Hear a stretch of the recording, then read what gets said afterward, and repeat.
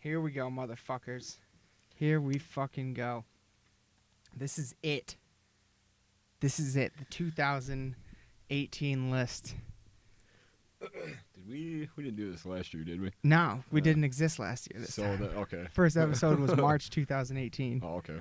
So that was earlier than that. This is the first time Lost in the Dark podcast will do a top albums of the year list. This is how we do it. This is how we're gonna do it. This is in no, like, we're obviously gonna tell them in a order, but this is in no particular order. These are just like our favorite albums of the year. Yeah. All right. We're not saying that these are the best. Look, there's one thing. Aaron, a couple weeks ago, is like, "Hey, we should do like a top albums of the year thing on the podcast," and I'm like, "Oh yeah, no, that'd be good. That's a good fucking idea." I had no idea how much work. I didn't know that over 400 metal albums came out this year. Yeah. Like, Jesus fucking Trevor how do you say his last name from Black Dahlia? Trevor Strand? Sternad, I think. Sternad? Yeah. Okay. I'm sorry. I'm really sorry. He fucking, with Metal Injection today, came out with a list of his top 100 albums. I'm like, how do you have time to listen to 100 albums? Like, Jesus Christ. When you're on the road all the time. Yeah, no, it's true. The past 2 days taught me just how many. Like, I sat down last night and listened to a lot of albums back to back to back. It was fucking awesome. So this is our list. This is going to be a list of 15 combined between Aaron and I. And should we talk about like the five I chose and 5 you chose? We'll kind of mix it up. Go through it. All right. It'll be, but they're all on the same list now, you know what I mean? Yeah. But first I want to say that what we're calling this is Lost in the Dark's yearly Filthy 15, as a fucking little middle finger to anyone who tries to censor anything, especially art and music in the future, because that's what the Filthy 15 list was back in the 90s, and fuck all those people. Hooray for Dee Snider. You know what I want to do, actually, is I want to start with the honorables. Yeah, I want to start with the honorables and then get into the list. That's fair. Because I don't want to, like, break it up. Yeah. And on the end, I want to talk about stuff coming out next year. So we'll start with the 2018 honorables. These are songs, albums. Like, I decided I didn't want to put any cover albums on the official list. And I didn't want to put any live albums on the official list. I wanted new, original material. I wanted to go at it that route. So as a result, we have some honorables. My first honorable is a band out of Florida called fucking Accursed Creator. We saw them. Well, we sort of saw them at the Metal Fest. We heard them at the Metal Fest, but we were fucking backstage setting up your drum set. Yeah. So. But we heard, and when I heard them, I will still do a fucking drive test video for them, Bog Ray 3 Corruptor. That's coming very soon. But I actually haven't listened to their album yet. I'm gonna get on that. Well, they don't have. That's why I said songs. They don't have a full album. They have like 3 or 4 songs out. Yeah. And that's it, pretty much. And I'm sure they have more written because they had to play a set, and that's more than 4 songs. So. Yeah. At least that's all I can find on Bandcamp and stuff. They are fucking killer. They have a female vocalist, Chelsea, I think Strickland is her name or something like that. And fucking she just kills it. And I've become a really big fan. I like their songs a lot. So I wanted to at least give them an honorable. And I think, hopefully, they're recording an album for 2019. I hope. Fingers crossed. And fingers crossed they fucking come back to Michigan, because I'd like to actually watch them perform. Yeah. So that was fantastic. My next one, and it might be one of yours too, is Burn the Priest. Oh, I do not have that on. You don't even have that on there? Oh, shit, you forgot that came out, didn't you? Well, I mean, to be honest, I didn't really listen to it all that much. Legion XX. Yeah. It's I listened to it a couple times. It's super short. Yeah. It's like, I think it's like 25 minutes long or so. It's a really short album. All covers. All like, what is it? Like punk covers? Yeah, I'd say Punk mostly. hardcore? Yeah, mostly. Yeah. Good. I enjoyed it a lot actually. Really short. And here's the thing, okay? With a band that does a cover album, there's two ways to do it. All right, you're either going to cover the songs and add your own like little twist, like, but really keep the songs like original, kind of like how, let's say, like Five Finger did Bad Company. Like it had Five Finger twist on it, but it was pretty close to the original material. Still, yeah. That's what Lamb of God did with this album. It was still very close to the original material. It was more like an ode to that music, and it this is Lamb of God doing a punk album. This isn't punk songs covered by Lamb of God, is what it felt like. You know what I mean? It really felt like an authentic, more hardcore punk album than anything else. So if you were going into that album looking for Lamb of God, then you might have been disappointed. Yeah. But if you kind of went in with a more open mind and stuff, then I liked it. I thought it was good. I haven't listened to it that much. I only listened to it a few times, but I still liked it.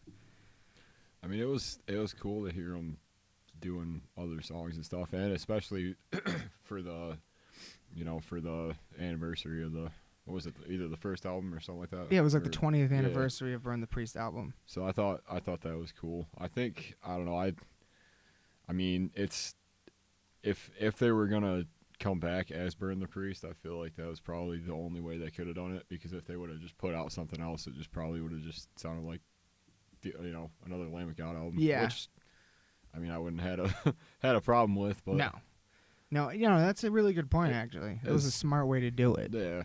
Yeah. I would have been awesome to catch. I don't think they did a full tour, but I think they did a couple of like off shows that were like smaller and stuff. Would have been cool to see. Where they played a little bit more of it. They still I mean, I'm sure they will continue to, but they still they played a few songs off it when they opened for Slayer. Oh yeah, I didn't know that. Yeah. And then the next covers album that's on my list is Devil Driver. And this is the opposite situation. This is a Devil Driver album. You know, these feel like Devil Driver songs. These don't feel like covers. Yeah. They did their country western album Outlaws Till the End, Volume 1. Hopefully Volume 2 will be coming. And I had a really hard time not putting this on my main list because I love this album so much, especially finally getting to hear Dez and Randy do a song together. That was like a dream come true for me. I would, prefer to hear that on like original material, but even so, like it was, Randy was on 2 songs, like fucking amazing. Yeah. I think he was on 2 songs. But fucking amazing. I loved that album. I didn't really spend too much time with it for whatever reason, and that's kind of a big thing with, I was thinking about it on the way over here. Like, there was a lot of stuff that either came out around the same time when like a bunch of other stuff was coming out and it just kind of like flew under the radar for me, or I just didn't really give it a full listen because I was preoccupied by something else I was kind of into at the time. Yeah. But I mean, having said that, I'd come back to it. I mean, I think it's, there's some great like Gallup fucking part. Like, oh god, there's some great parts of that record that I really liked a lot. It was an interesting concept, and especially, well, I don't know, I would have liked a little more in studio stuff from the documentary that was with it. The documentary was cool though. Yeah. I would have liked some more like but this in studio stuff we did get, especially with Randy, was fucking awesome. Yeah. I thought. But yeah, no, I love that album. Really good. Everybody should check that out. And now the couple of I wanted to mention a few live albums real quick. Just 2. Amon Amarth. And honestly, mostly for the documentary. That's fair. It was a really good documentary. Yeah, surprising. Like, I learned a bunch of stuff about him that I didn't know was even. Did not know. Yeah. Get that microphone right up to your face. Yeah. Just A like little Joe Rogan. closer. Yeah. Uh-huh. All right.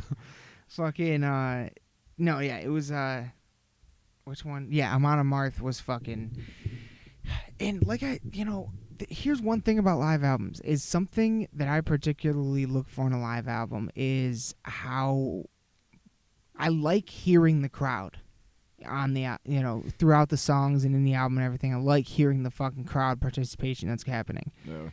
Some live albums, it seems like they don't have the fucking crowd in it at all. And sometimes you can like just barely hear it and stuff like that. That was my one problem with the Amon Amarth album, is that I don't feel like I could hear the crowd quite enough with them, especially with a band like them where I feel like there's lots of like chanting and stuff like that going on that you want to hear that on the live album, you know what I mean? But other than that, I really, really liked it. It made me more excited about seeing them next year. Oh, big time. Yeah. Fucking big time. The other live album I really liked is another band, Once Human. A lot of people, like, I just discovered them this year at least. Another female vocalist fucking band, but they're really fucking good. They got this one song called Flock of Flesh that I fucking adore. Yeah. Love Flock of Flesh. It's so fucking good. If you like, I don't know. They're hard to describe. Yeah. They're different. Kind of like groove metal with a little Swedish influence maybe or something going on there. I'd say that's pretty fair. I haven't heard any of that one, but I think their most recent one that might have came out either last year or the year before. Yeah. I've been pretty hooked on it. Dude, it's fucking good. Yeah. Some of the breakdowns are amazing.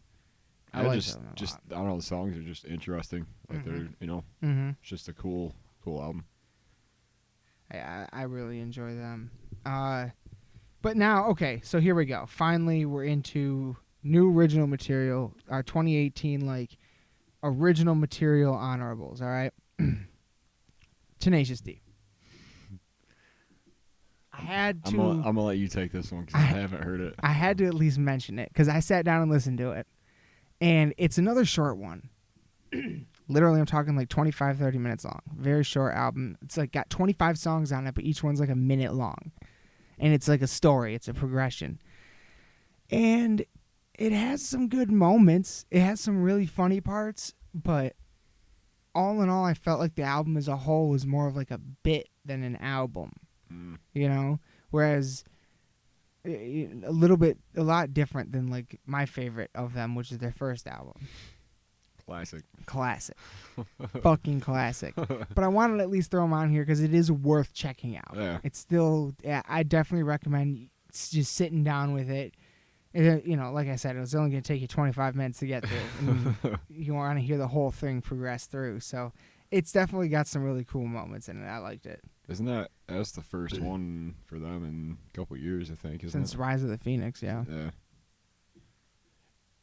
On a side note, did you see that Jack Black is starting a gaming Yes, I did. channel? Yeah, like on Twitch or whatever. Yeah. Yeah, I did see that. I thought that was pretty funny. Trying to be bigger than PewDiePie. Yeah. Jason Mewes has, I don't know if he's on Twitch, but he's on Facebook Live a lot playing Fortnite. Huh. He does it on Facebook. Yeah. I think it's funny. That's cool. Though, I mean, if I would ever watch anyone play a fucking video game, it would be comedians. You know what I mean? Oh yeah. Like I'm not watching any fucking, you know what I mean? I do not subscribe to Twitch. I would watch the guys in Balgraith, Alex and them, because I know them. So it's like it'd be cool to. That's cool. That's like watching your friend play. I like that. But to watch a stranger sit there and play a video game, it's a little. Dude, I just don't get it, man. I got a buddy that's into it, and I heard some fucking idiot kid sitting there playing a video game talking about metal for a minute, and he was just being a dumbass, and it pissed me off. Like, the fuck are you talking about? It really depends on who the streamer is for me. I guess. Yeah. That's what I'm saying. That's what I'm saying. Yeah. That and the game it is too. I can't. Yeah. If it's a stupid fucking game, yeah. And there are a lot of stupid fucking games out there right now. Jesus Christ. It's unbelievable. It's also some of the best that have ever. come out. Oh, in the ever. best that Yeah. I've ever been. I would say Red Dead is like Yeah. my favorite game I've ever played. Probably, it's incredible.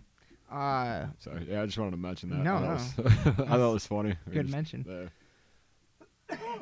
Pardon me. Next one up for the honorable mentions. Almost getting to the end. Last three. First one, Metal Allegiance. Drunk Power Majesty, something like that. Did you listen to that? I didn't. It's got a guest spot from Trevor. Yeah, I heard that, and I heard a couple other songs from it. Okay, and- so you've heard a little bit of it. that was another one of those that came out on the same day. A bunch of other stuff did, so I think Clutch might have came out that same day. Power It was Drunk kinda- Majesty. Sorry. Yeah, I really liked their first album though. I like their first album more. Oh, okay. I really, really enjoyed the first one. This one's really good too, and it's got Max Cavalera's on it. Like I said, Trevor Strand, John Hegg, the lead singer of Amon Amarth, probably my favorite song on the album. Really, really fucking good album. And I mainly wanted to mention it just because I love that exists. I love that this Metal Allegiance thing exists. I love that the Devil Drivers cover album has a lot of features. I love that we're starting to see a lot more features happening in heavy metal. More people, playing on other people's albums and stuff. I feel like it's becoming a more prominent thing, and I really like that, and I want to support that. You know what I mean? Yeah. And this Metal Allegiance is a really cool way that it's being done. I think it's a cool way to mesh like old styles and new styles together. Oh yeah, definitely. Like, there's some really, especially on the new one, there's some, from what I was hearing, there's some really interesting combinations, and it's just cool to hear, a guitar player from Megadeth and a bass player from this band and Yeah. vocalist. It's like just Yeah. a big mashup of, really. all these fucking legends Yeah. finally. It's like every song is a new supergroup almost. You know what I Yeah. mean? Like Yeah. it's fucking awesome. Do you remember that? It's called Roadrunner United that came out a good few years ago. That sounds familiar, but I don't know what it It is. was kind of the same concept, but it was all with bands that were on Roadrunner at the time. Mm. And they were all like it was like separate members from like Killswitch and Trivium and stuff doing different songs. I think Joey Jordison wrote like 4 or 5 different songs on it and played on it and stuff. And so That- I think it was just cool to kind of in line with that same kind of concept. That would be fucking. I did not hear Yeah. about that. I It's- wish Metal Blade would do something like that. Right? That'd be, oh man, we sit here and talk super groups all day if that's the case. Yeah. Oh my god. But yeah, I don't know, That'd be a good episode. yeah. Maybe we'll do that. So yeah, so Very good. Yeah, no, I just love that exists. I love that, and I want more. You know what I mean? I want more stuff like that. I want more mingling. I want an album where like, I want like Lamb of God to come out with an album and have Des Farrar on it and Alexi Leho on it and fucking Winston on it and I don't know his last name, Winston from Parkway. But yeah, Yeah. like you get it. Like Yeah. I want to hear all that. Like I also want all those people to guest on a Dimmu album. That would sound so cool. Anyway, all right. So yeah, next up, 2 more. We'll go right now. Hate Eternal. What's the album called? Upon Desolate Sands. Oh my god. And I hadn't really listened to it before we saw him. Neither did I. And honestly, I picked up Infernus. yeah, but without even, because I thought that at the time that was the new one, Yeah. and it turns out it wasn't. Right. But I got a bunch of cool shit with You it. literally So bought it it's- at the concert. Yeah. Yeah. So, but yeah, man, it's pretty ripping, honestly. I fucking love this album. And Yeah. it was probably, for both of us, by far the hardest one to pick to not put on the main list. Yeah. This album is incredible. In my opinion, like, here's the thing. When death metal started, the technology wasn't there yet. Like, a lot of these bands essentially had to do things that led to advances in the audio recording technology that allowed them to get these sounds on tape. Now, they did, like bands like Cannibal in the 90s, they were far ahead of their time for what they were able to pull off. Yeah. But the way it sounds today is just so much more precise. And when you have someone like Eric Rutan. Yeah. God, why do I always want to say Rotham? I don't know what's wrong. Eric Rutan, fucking, when you have someone like him doing the production work and stuff, it's on another level. Oh, yeah. And that's what I love about the album Infernus and this one Upon Desolate Sands. Like, it just sounds so crisp. It's, and especially because a lot of times, more like modern stuff is really just kind of a wall of sound. Mm-hmm. Sometimes it's a little hard to get into, but I mean, more so over the last couple albums, I feel like they've really kind of taken a step back and really like focused on getting all of like this, the just better details and stuff. Yeah. And like actual, like you can make like hear certain sections a little better than just being like there was a couple of times on it. It's more so towards the end of it where the last couple of songs on it are just like ripping. Yeah. Ripping. And so I think they've definitely kind of honed in on just a lot of the strengths and stuff. Yeah. From the last couple, and so yeah. It's fucking Jesus, I'm killing it with names tonight. Alex Weber, from Cannibal Corpse, said in the Cannibal Corpse documentary, which was made 10 years ago, right? Something like that. I think it came out around 2008 or 9. Yeah. He said 10 years ago, some of the best death metal ever made is being made right now because of how good this stuff has gotten. And that was 10 years ago. Yeah. All right? So, yeah, it really is... it was something that was ahead of its time when it was invented, and now things have really caught up to be able to put it on, be able to produce it on a level that's just so much better than it ever was before. You know what I mean? It just sounds so fucking good. Yeah. Well, you definitely have a way of kind of bringing out more of the stuff that kind of got lost in the mix with exactly a lot of the smaller details, and whether or not that's because of like you said, like the technology and stuff, or just kind of recording differently. I feel like 'cause there's a lot of it's all really just experimenting and stuff, and I feel like now more so than ever there's so many resources and things that you can use to like figure out different stuff. And exactly fucking so yeah, awesome. Yeah. All right, so the last one for the honorable mentions, and not to toot your horn, Aaron, but it's Bogwraith.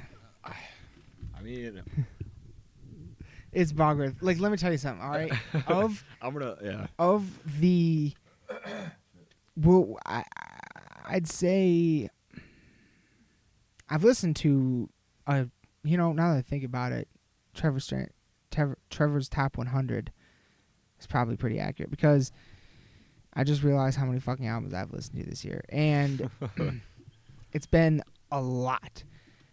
Just because I had a lot of back cataloging to do. I had a lot of old ones that I needed to hear that I hadn't ever gotten around to.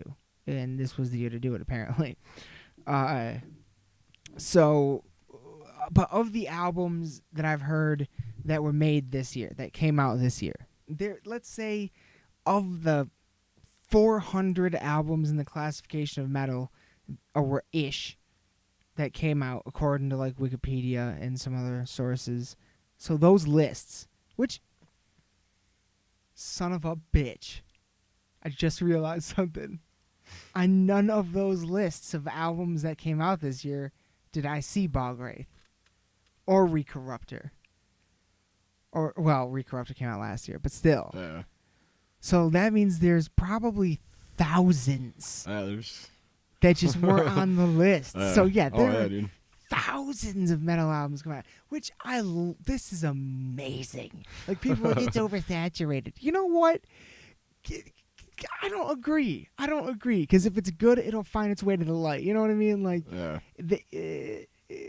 I think it's amazing that there's this much going on, and we have there's this many different things to choose from and fucking go into and get into and, you know, evolve, you know, your tastes and stuff like that. Oh yeah, yeah. There's stuff coming out every day. There's new bands every day. So. But of those thousands that came out, of the 30 or so that I listened to, Bogwraith was definitely one of the fucking best. And when you fucking consider that it's your first album, you didn't have you guys did everything solo. You didn't have you know, there's no record company, there's nothing like that. You did everything solo. Fucking, and you got a guest vocal spot from a guy in one of the biggest bands in the world, fucking Black Dahlia Murder. Yeah. Like, you got the lead singer of Black Dahlia Murder to guest on your album. And, like, and on top of all that, there's really solid shit on there. Like, really fucking good shit. So, yeah, no, I felt like a specific need to fucking put that on there. And because it was one of the albums that I heard this year and one of the albums that stuck out to me. You know what I mean? Like, it's amazing to me that back when me and Preston wrote the song Lost in the Dark for our band Vaccination, fucking so at that point in time, in the two cities we were in, we were as tapped in as we could be to, like, the local scenes and stuff going on. What little fucking tape trading still happened back then, disc trading, I guess it would have been at that point, fucking we took part in. You know what I mean? So it was we knew what local band music sounded like. Yeah. And it always sounded fucking terrible. Like, so bad.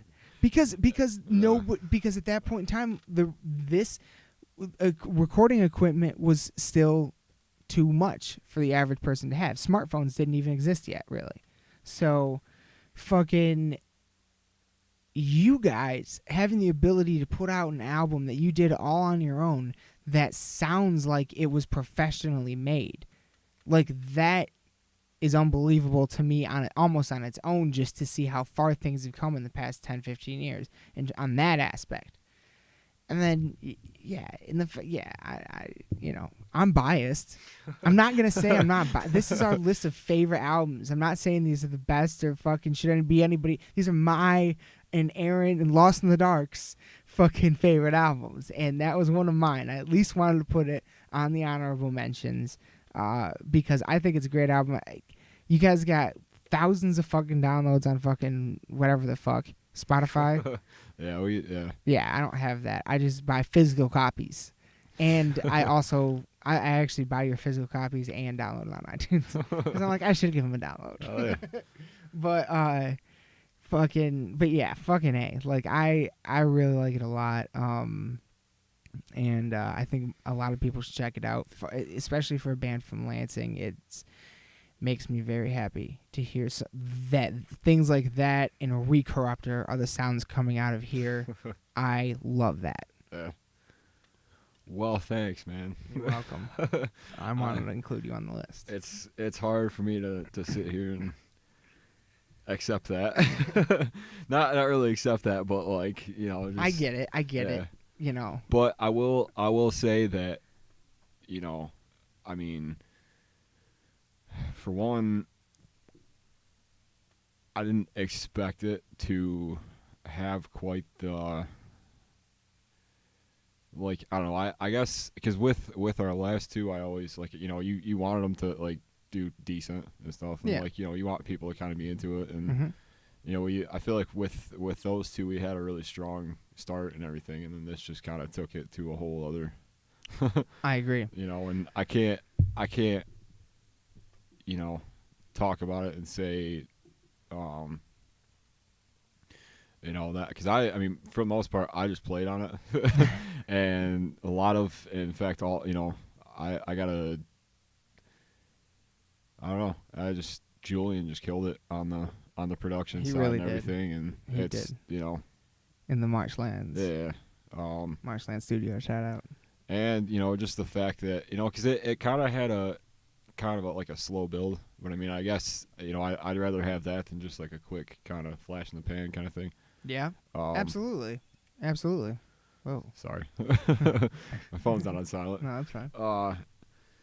And so yeah, I mean, and even now, because I mean, we put out in March, and you know, the fact that like we've had a couple of different people online and stuff like send us messages about like oh, it's my favorite album of the year and stuff, and Hell it's yeah. like, you know, it's like thank you, first of all, that's, you know, that's sick, and you know, I'm glad that people enjoy it and stuff as much as we did, because I was, you know, you're always kind of, you know, with everything that you put out, because it's like your child basically.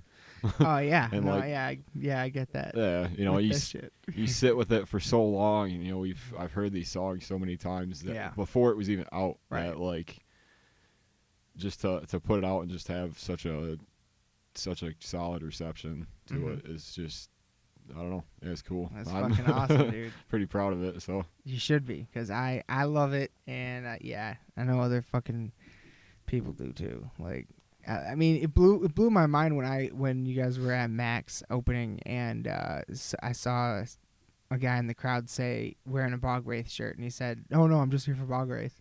I was like, holy shit, and it was like none of you knew him.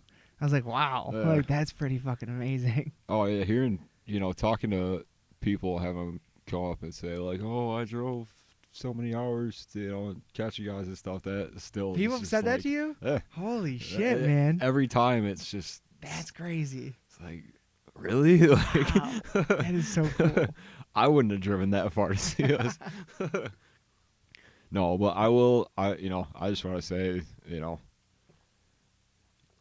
on behalf of all of us, and eventually we'll get everybody on here, talk That'd be about cool. it. Yeah. But just on behalf of everybody, you know, just thanks for giving us a chance, and if you dig it, you know, we got, hopefully, you know, I'd like to see us do more shows this year, because we only had a handful and stuff, but you know, just, yeah. And they were all good shows.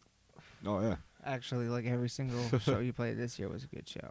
I Good mean, set. I got to open for Fit for an Autopsy this year, so that, I mean, Born of Osiris, yeah, oh yeah. Whitechapel, So technically. I mean, you were on the same bill at a Yeah. festival. So. I mean, and you know, I don't know, it was just cool. So Good fucking year. yeah. So just thank you to everybody that listened to it and that is still spinning it and stuff. That's awesome. Fuck yeah. Fuck yeah. Makes my heart grow 3 sizes. Sorry, I've been watching a lot of holiday movies Mr. lately. and Grinch. Fucking, I love that movie. Slipped in there. I love that movie. The Jim Carrey one is so fucking good. I don't care what anybody says. Did you know that she, the little girl that's in there, is the singer for the Pretty Reckless now? No. Yeah, dude. I did not know Yeah. that. Jesus Christ. Oh my god, that's fucking crazy. Yeah. I don't know who the Pretty Reckless are, but I've heard their name, so it must be big enough to Well, really know their name. I'll show you later. But so yeah. So anyway. All right. Well, a sidetrack there. Fuck. All right. So 2018. Are we into it now? We're into Are it we? now. All right. 28. Here's Lost in the Dark's 2018's Filthy 15. Well, The actually, official list. I had a couple of honorable mentions. Oh, I'm sorry. That's all right. I'm sorry. It's all good. No. Here's some more honorable mentions, everybody. I Jesus just, Christ. like, it's tough for me because I don't know what you have. Oh, go ahead, as take a look, far yeah. as 2000. Yeah, there is a part where we're going to talk about future albums that are coming. Next year's going to be crazy. Crazy for that shit. Oh my God. Felt stagnant there for a while, and then all of a sudden 2018, 2019 Yeah. coming in hot and strong, motherfuckers. Rah. All right. So yeah, I have a couple that aren't on here, and if they are, I'm sorry. No. I'm Sorry. looking off two different lists. First one is Obliterate. They put out an album called I have not heard this. It's called Impending Death. Holy shit. I was listening to it kind of on the way over here, and it's another band from Metal Fest that we saw, and Were they like that last one? they weren't the last. No, they were the one that we stopped and watched while I was making the video. Yeah. I remember them. I haven't heard their album, but I remember that was a good fucking set. Yeah. They, I don't know. It's just super punchy, and I don't know. It's just stuck with me for some reason. Like there's a whole ton of like, kind of like same sounding, like I mean they're I'd say they're along the lines of like a more like, I don't know, like like heavier than deathcore, I'd say, but like I don't know, like I'm trying to think of like who to compare them to. That's tough, especially I can't really say not hearing the album. Yeah. But yeah, they are kind of like, yeah, punchy is a good way to put it, like hardcore but heavy. Yeah. Heavier than hardcore, Yeah. more metal. Are they local then? I don't think so. No, okay. Yeah. So yeah, that was one that's definitely like, and a lot of my honorable mention stuff I listened to either a lot or and just didn't like, it didn't really go with the rest of the list as far as like stuff I just like more than that. But as far as just a solid album I kept going back to, that was definitely one that that kept coming up. Clutch, Book of Bad Decisions. You've gotten really into them this year. Yeah, and that's why I was arguing with myself about whether or not that should go on there, and the only reason it didn't is because it isn't exactly like it's not my favorite album from them, but I mean, it's like I don't know, it's just cool rock music. I don't know, like it's just really raw sounding, and like I don't know, it's definitely stuck with me. And like even when I was hearing it the first time, just the way just how natural it all sounds to me, and just how really like live, and kind of how I would imagine, because I haven't seen them live yet. They're one that I'd like to catch next year. But just, and even like going back to their other stuff, they have a very live feel on a lot of their albums and stuff, and I just think that it comes across. It's just a pretty energetic sounding album. Yeah. So yeah, I need to give them a listen. I've never really checked them out. them and Crowbar I've been really into this week for some reason. Yeah. Well, we're about to see them, aren't we? Crowbar? Aren't they playing with Hatebreed? I don't think so. Oh. I'll double check. I'm not sure. Two others I have. I guess. Oh. Yeah. I didn't really listen to it too much, but what I did hear, as I was really impressed with. My guitar player Chase really digs them. Within Destruction put out an album called Death Wish. Okay. It's really strong, like super. I don't know. Well, there's slam, and then there's fake slam, and there's kind of like the slam police and all that. Like what's actually slam and what isn't. And I feel like they kind of, like, I don't know. They're sort of like I don't know. It's a meme, but it's not. Like, it kind of goes with their like merch and stuff. But they're like a super heavy band. But they're kind of like, I don't know. Just kind of like just make jokes about it and stuff. And but yeah, I mean, it's just fast and heavy, I guess. Oh yeah. So I really got to listen to that more. And then I'd say Shrine of Malice was the last one. It was an album called Malignant. heard about it because the artist that did our first two EPs did theirs as well around about the same time. Oh wow. And that was kind of because I saw the artwork and I was like, I thought it looked kind of familiar and stuff as far as the art style, and just started it one day. I think I saw it on YouTube or whatever. Just found like a playlist of it and just started it, and like top to bottom, just gnarly. Like some of the, especially some of his vocals, like some of his highs have a real like shrieky sound to them, like almost to the point where it sounds like it's I don't know. It's hard to. It's got like a weird like whistle kind of overtone to it. It's really like it's I don't know. It's crazy. And then like his lows and stuff are really cool too. Hell so I don't know. It's just a cool. I think it's only 6 or 7 songs, but okay. So it's like an EP kind of thing. Okay. So. Oh yeah. And that I pretty sure that was like a couple weeks ago I found that. So that just kind of ended up on there. So. Nice. Yeah. Wish I had more to say about it, I guess. Like those two I kind of added at last, and on like last minute and stuff, because literally like on the way over here I was making changes to the list. So yeah, this was a trying process to go through all these and narrow it down. It's like, oh god, man.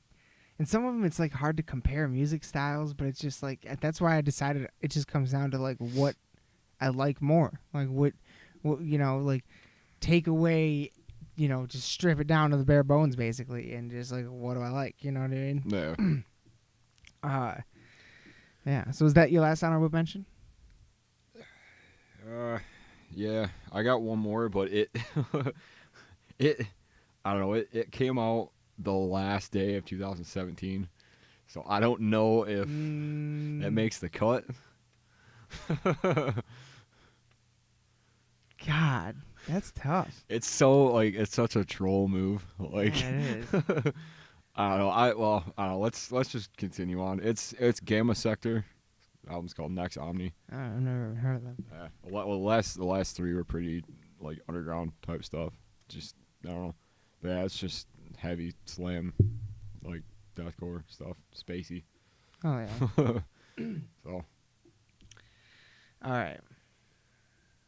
So we finally ready? Yeah. I'm ready to get into the official Filthy 15. The official Lost in the Dark Filthy 15 2018 list.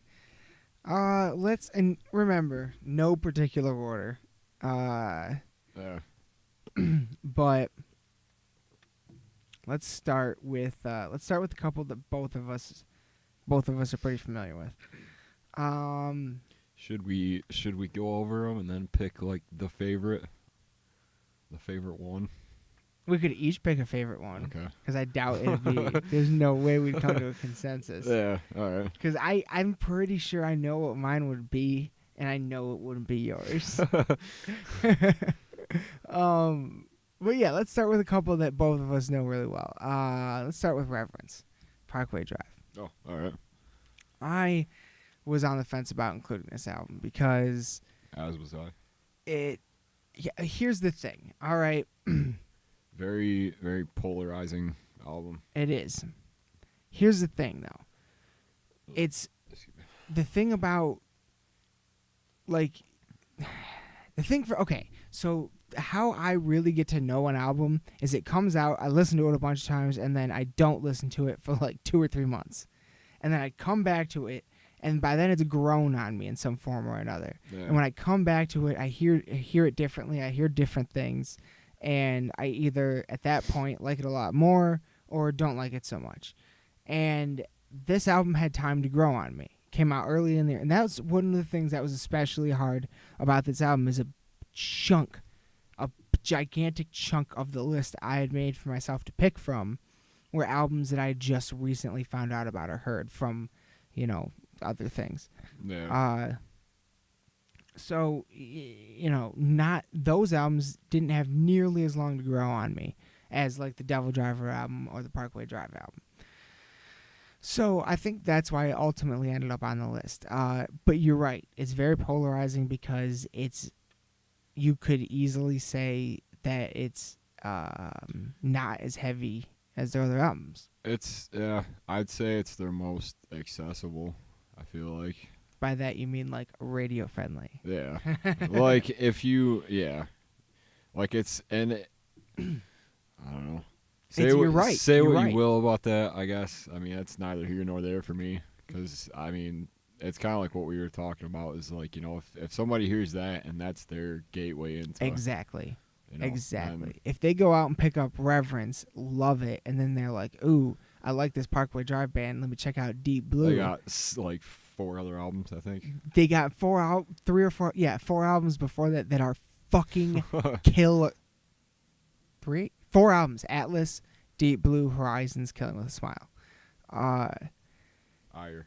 And Ire 5. I forgot about Ire. Holy shit. Yeah, that one I didn't really care for that one, to be honest, but I haven't heard it enough to remember right now. there are some really solid songs on it that I forgot about until a couple days ago. I do need to go back and give that one another spin. But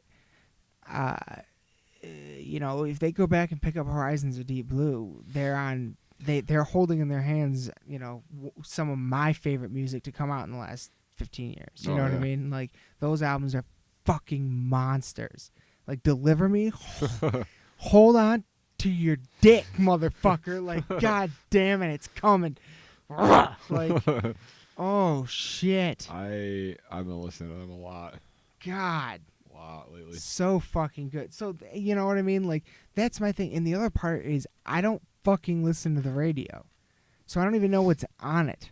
You know what I mean? You'd be disappointed and pissed off. Exactly. That's what I always was. So, but if a Parkway Drive song sneaks on, and for the record, the Parkway Drive song that I know that has been played on terrestrial radio is fucking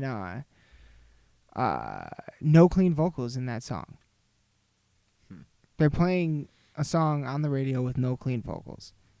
And yeah, it's not as heavy as even other things Parkway Drive has done, but it's a gateway.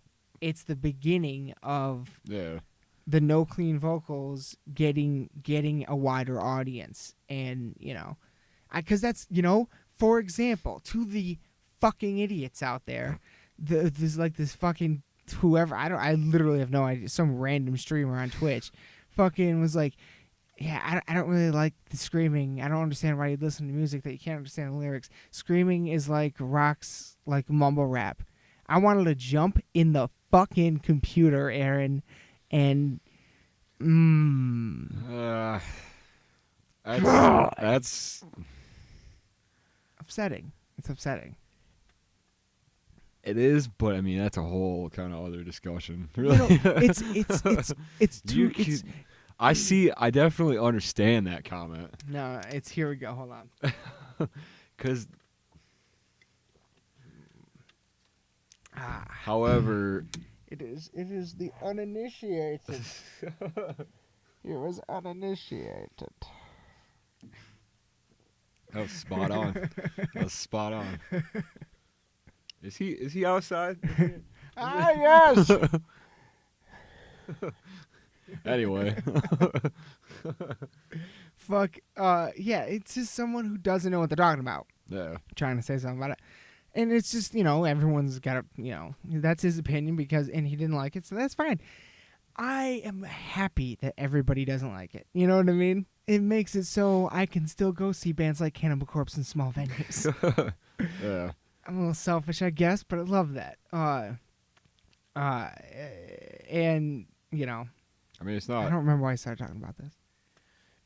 Because Parkway Drive's a gateway. So if this is, the band to do it, like, if one of the bands, like, I feel like a Slipknot was one of those bands, sort of. Like, they were able to walk that line a little bit finer than most others have been able to do in the past, before them. And if they made room for now a Parkway Drive to come through, then... Oh, yeah. There was one point in time where Duality was on the radio, and it still is, yeah, for sure. But when it first came out, like, there was one point where I was like, that is probably the heaviest thing I've heard on the radio. Could be. Long Outside time. of, like, a college station. Yeah. Like, It was on, I think it was on 106 or something like that. Yeah. And like I said, every so often they'll play something from them, and it's kind of cool. But yeah, at one point, you know, and that was kind of one of my first like things that kind of started me listening to them, just because I heard that song on something. It wasn't on the radio, but it was on something else, and it was kind of that same like click, Mm-hmm. you know. And if somebody else can get that from Parkway on the radio, then fuck it. You know? Yeah. That's awesome. Yeah.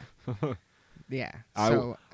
Sorry. No, go ahead. I will also say that I and I'm sure you probably did too. I had way more of an appreciation for it after seeing him live.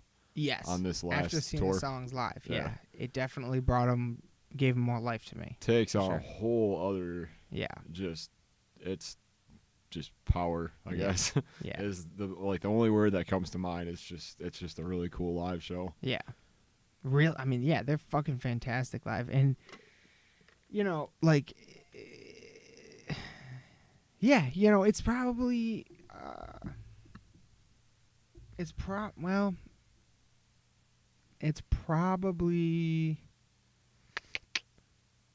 one of, if not the, it's definitely in the top 3 most radio-friendly albums on the list, for sure. I don't think anything besides 3 albums there are going to have anything on normal radio.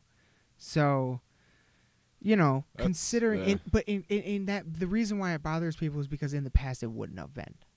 You know, Parkway Drive would not have been one of those bands. You know what I mean? And I get that.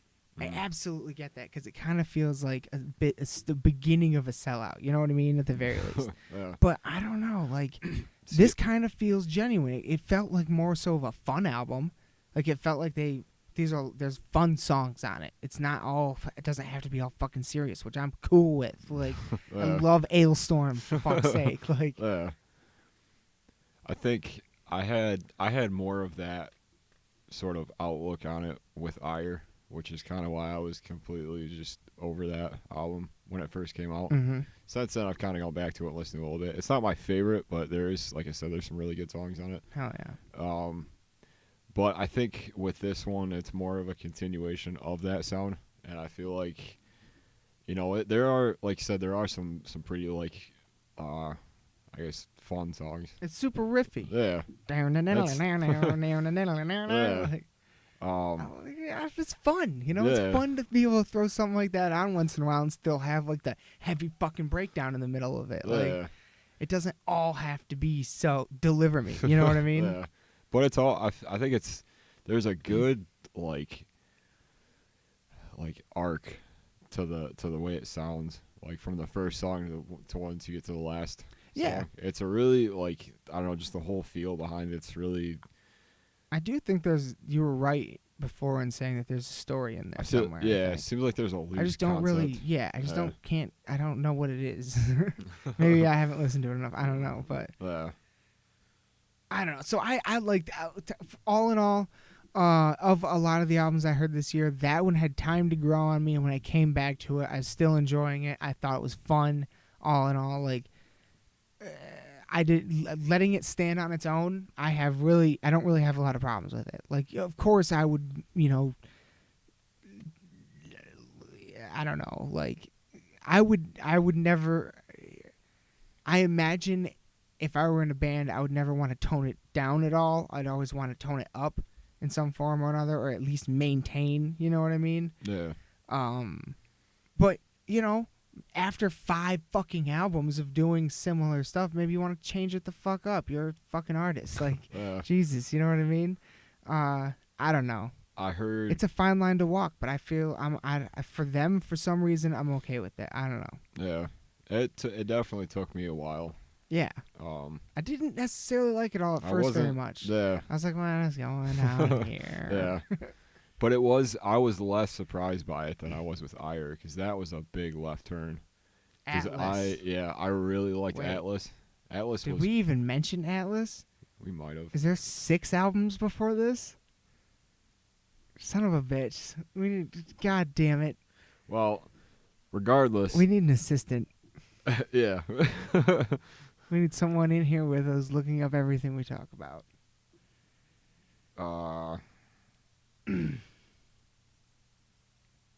I don't know, but anyway, as far because like maybe there was because yeah, with Atlas.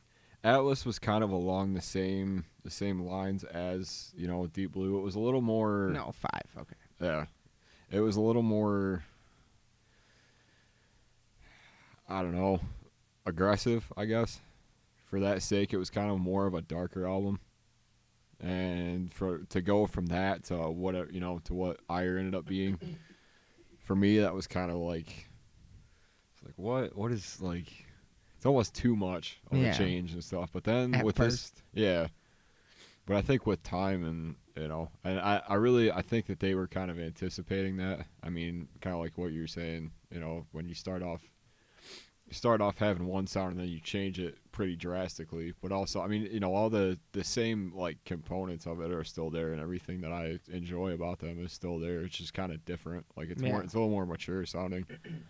So. Hell yeah. So yeah, okay. So the first one on the Filthy 15, Parkway Drive, Reverence. Let's do another one that you and I can both talk about. At the Gates. What's the name of the album? To Drink from the Night Itself. To Drink from the Night Itself. I like that name. Yeah. Okay, so for me, At the Gates is a new band to me.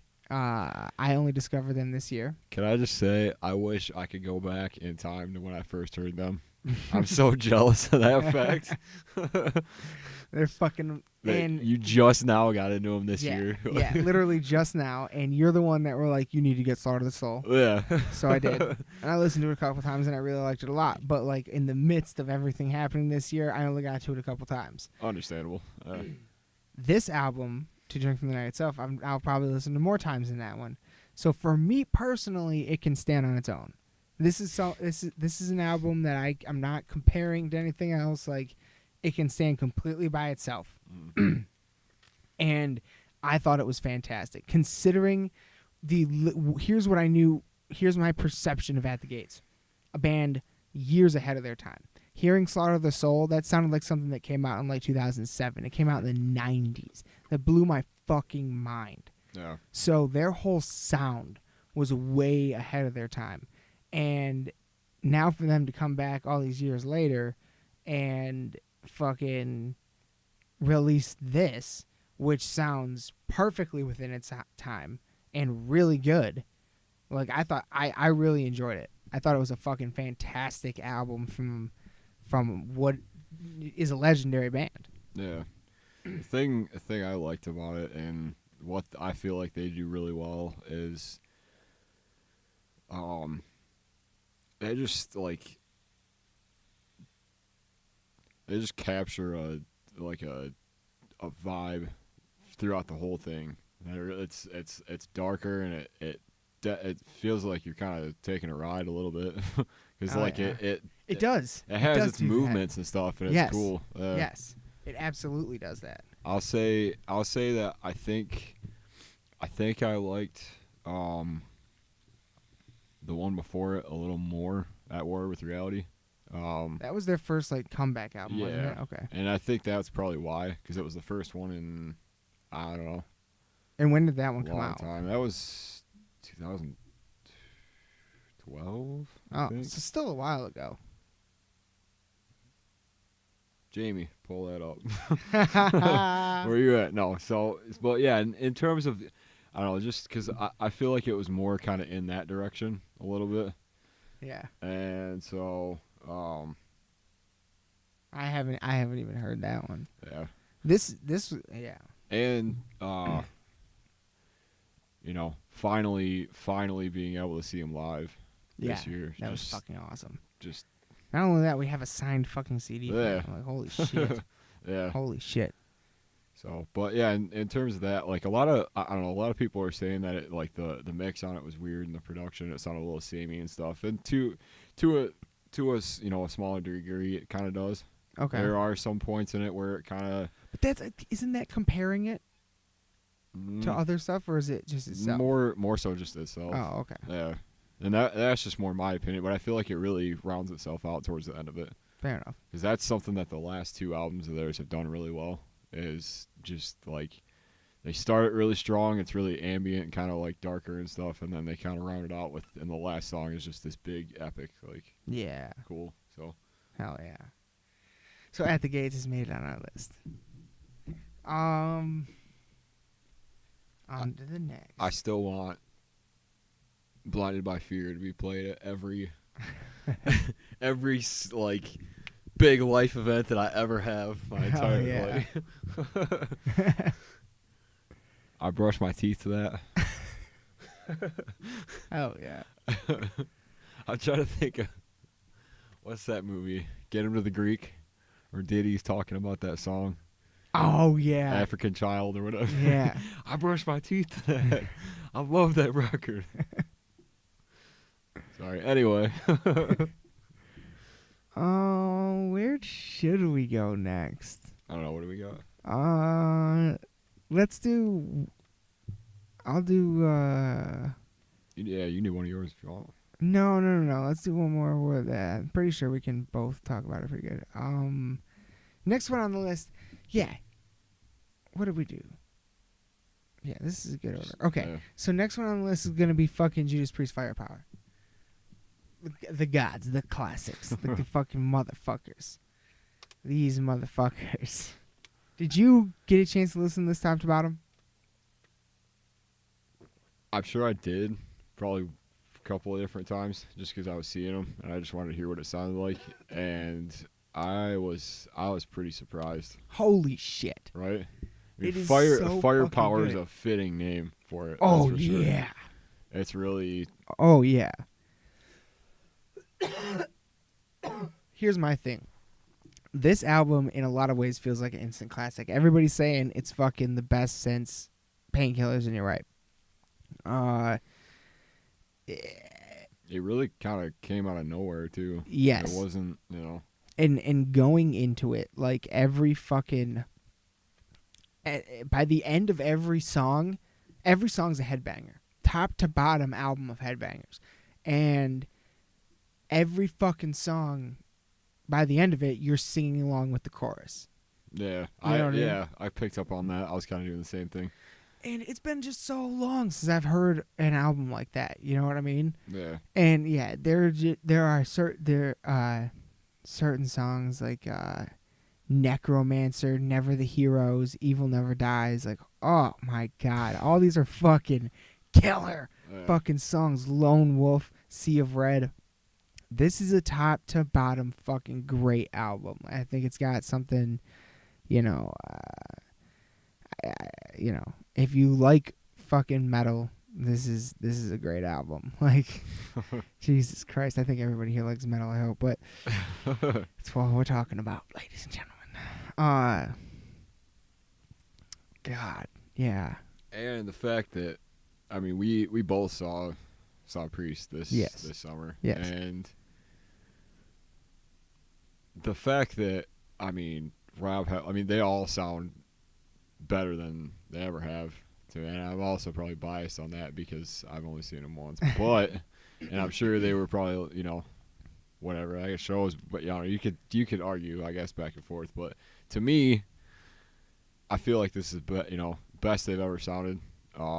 And you know, to have such a lasting legacy all this time and still be able to put out a really solid album. Yeah. You know, this far into their career is, you know, definitely speaks volumes. So. Yeah. No, yeah, I fucking I thought they were killer live. They put on a hell of a show, I think. Every time you hit that high note, dude, I got chills, Oh, man. yeah.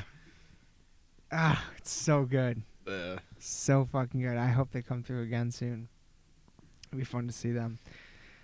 All right, so let's do next one. We'll do one of yours. Let's do one of yours. All of yours except for one I haven't even heard. So you go ahead and pick one of your I'll go. do everything except for the one we both had. Okay. Or do one of the ones except for the one we both had. All right. I'm gonna go. I want to say. We'll start with Light the Torch. All right.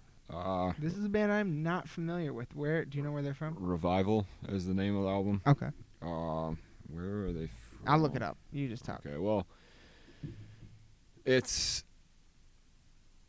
when this came out, I was pretty excited about it because it's another album that Howard Jones is on. Los Kill Angeles. Switch. Sorry. Yeah. That's right. He? Oh, he's the singer of this band? Yeah. Holy shit. So this is his band after Kill Switch. Yeah. Oh fuck. All right. Well, I am a little familiar with these guys. They went through a big name change mix up, which is why it took so long for the album to come out. I don't really know the whole story, so I'm not gonna get into it. But I guess there was some back and forth with some members and stuff, and about the name and everything, and people leaving and coming through and stuff, and so having said that, and just kind of listening to the two singles that came out for it before the album hit, and then hearing the whole thing all together, I mean, it's probably in line with Parkway, kind of how accessible it is, because it's one of the more vocal albums. There's a lot of singing on it. Okay. But I mean, that doesn't take away from it, because I mean, if you're familiar with End of the Heartache era Kill Switch, okay, it's kind of it's more than that, because that album in comparison, I guess, is heavier. But the other thing about it is it's a super, I don't know if I call it a super group, but it's definitely a combination of a lot of other musicians. I think the bassist for Bleeding Through plays with him, and the old guitar player from All Shall Perish, is the lead guitar player. So I don't know, it's cool to see, first of all, Howard back on vocals, because I didn't realize how much I missed that, and just hearing just his material and stuff, and just I don't know, it's just cool to hear him doing something that's really solid to me. Yeah. And because the first kind of incarnation of it was it's called The Devil You Know. Okay. Oh. And, yeah. So okay. that was kind of where it started. All right. And I got that album and I was pretty into it, but I don't know, I kind of felt like it was missing a little bit. It was just kind of weird. Mm-hmm. I don't know. There was a lot of cool songs on it, but it didn't really stick with me as much as I would have thought that it was. I thought that it was going to. Okay. Because I had kind of the same initial reaction to it. I was like, oh, sweet, he's actually doing music again and stuff. Mm-hmm. And Howard's so, back. Yeah. And so this one completely just above and beyond what I thought it was gonna be, and it's just a cool listen. There's a lot of cool songs on it. Hell yeah. Hell yeah.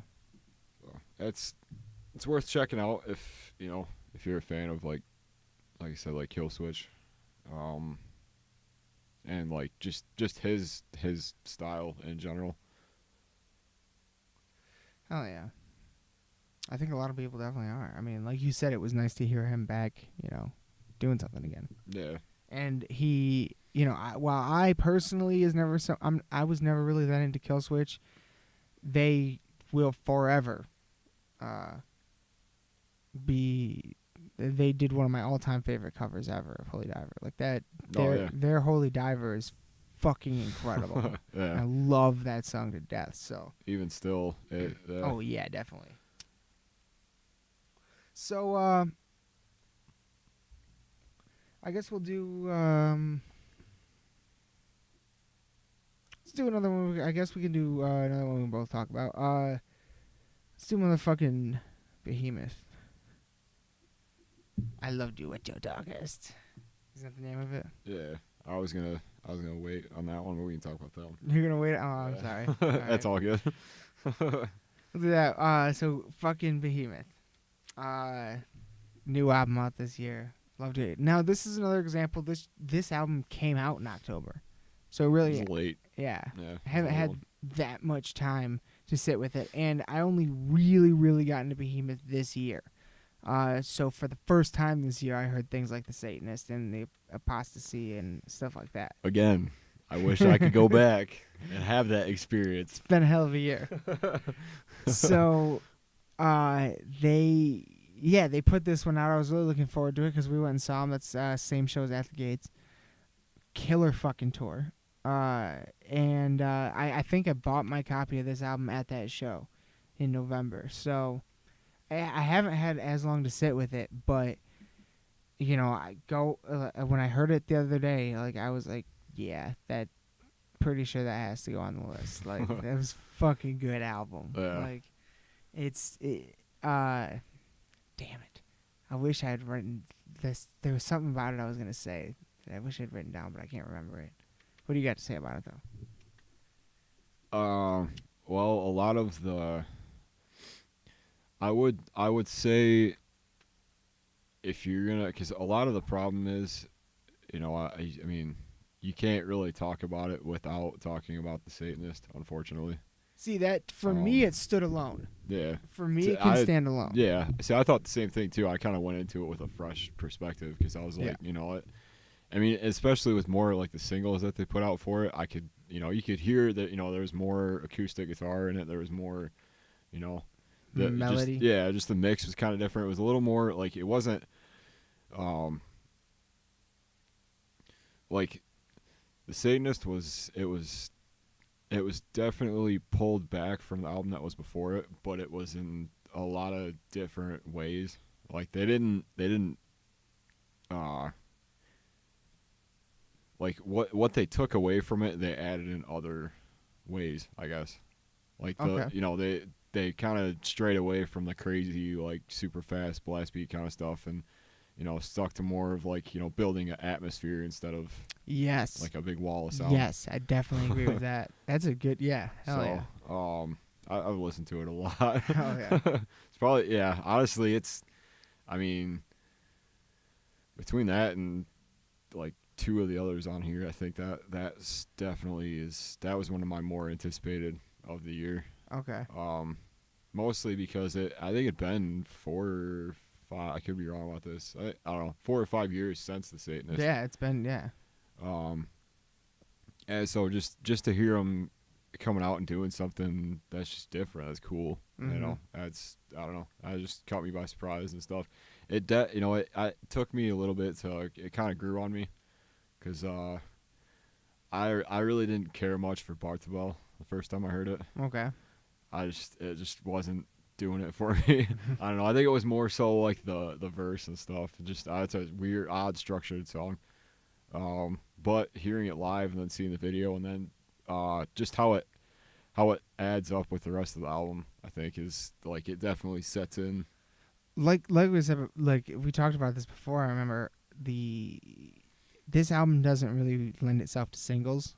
Like it really is like you need to hear the whole thing. You need to hear this every song in its place in the album to really fucking like give it a proper spin, you know.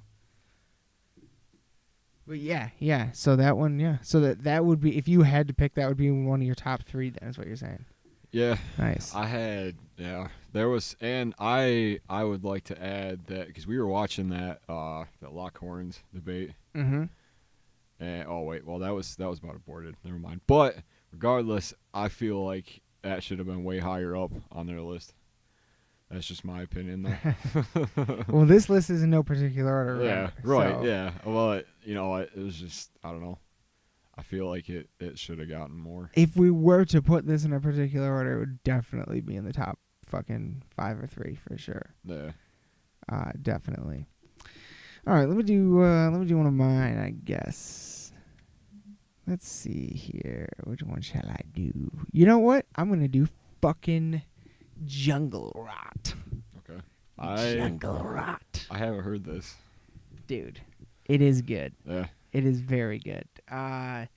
So this is a band who apparently has come out with like 10 albums or so. What? Yeah. Really? They're out of fucking Wisconsin. Okay. I knew they were on Victory at one point. I believe. Let's see. I think they're on Nuclear now. Yeah. Let's see. That was when they were first coming out though. So and they were actually I'm kicking myself because they were actually fucking here in Lansing this year, and I saw them, and like I've been hearing some things about the new album, and it's their self-titled album, so that's kind of crazy that they waited this long and for a self-titled. But I liked the cover art, and I wanted to listen to it, and I never got around to it until later in the year. And I'm glad I finally got to it, though. They're out of Wisconsin. They were formed in 1992. And they have 10 studio albums, 1 live album, 11 music videos. Yeah. They've been around, and they're a 3-piece. Yeah. They're a 3-piece. One guy that's been in it since 94. The other 2 guys have been in it since 2005, it looks like, at the moment, at least. And holy shit, what a list of former members.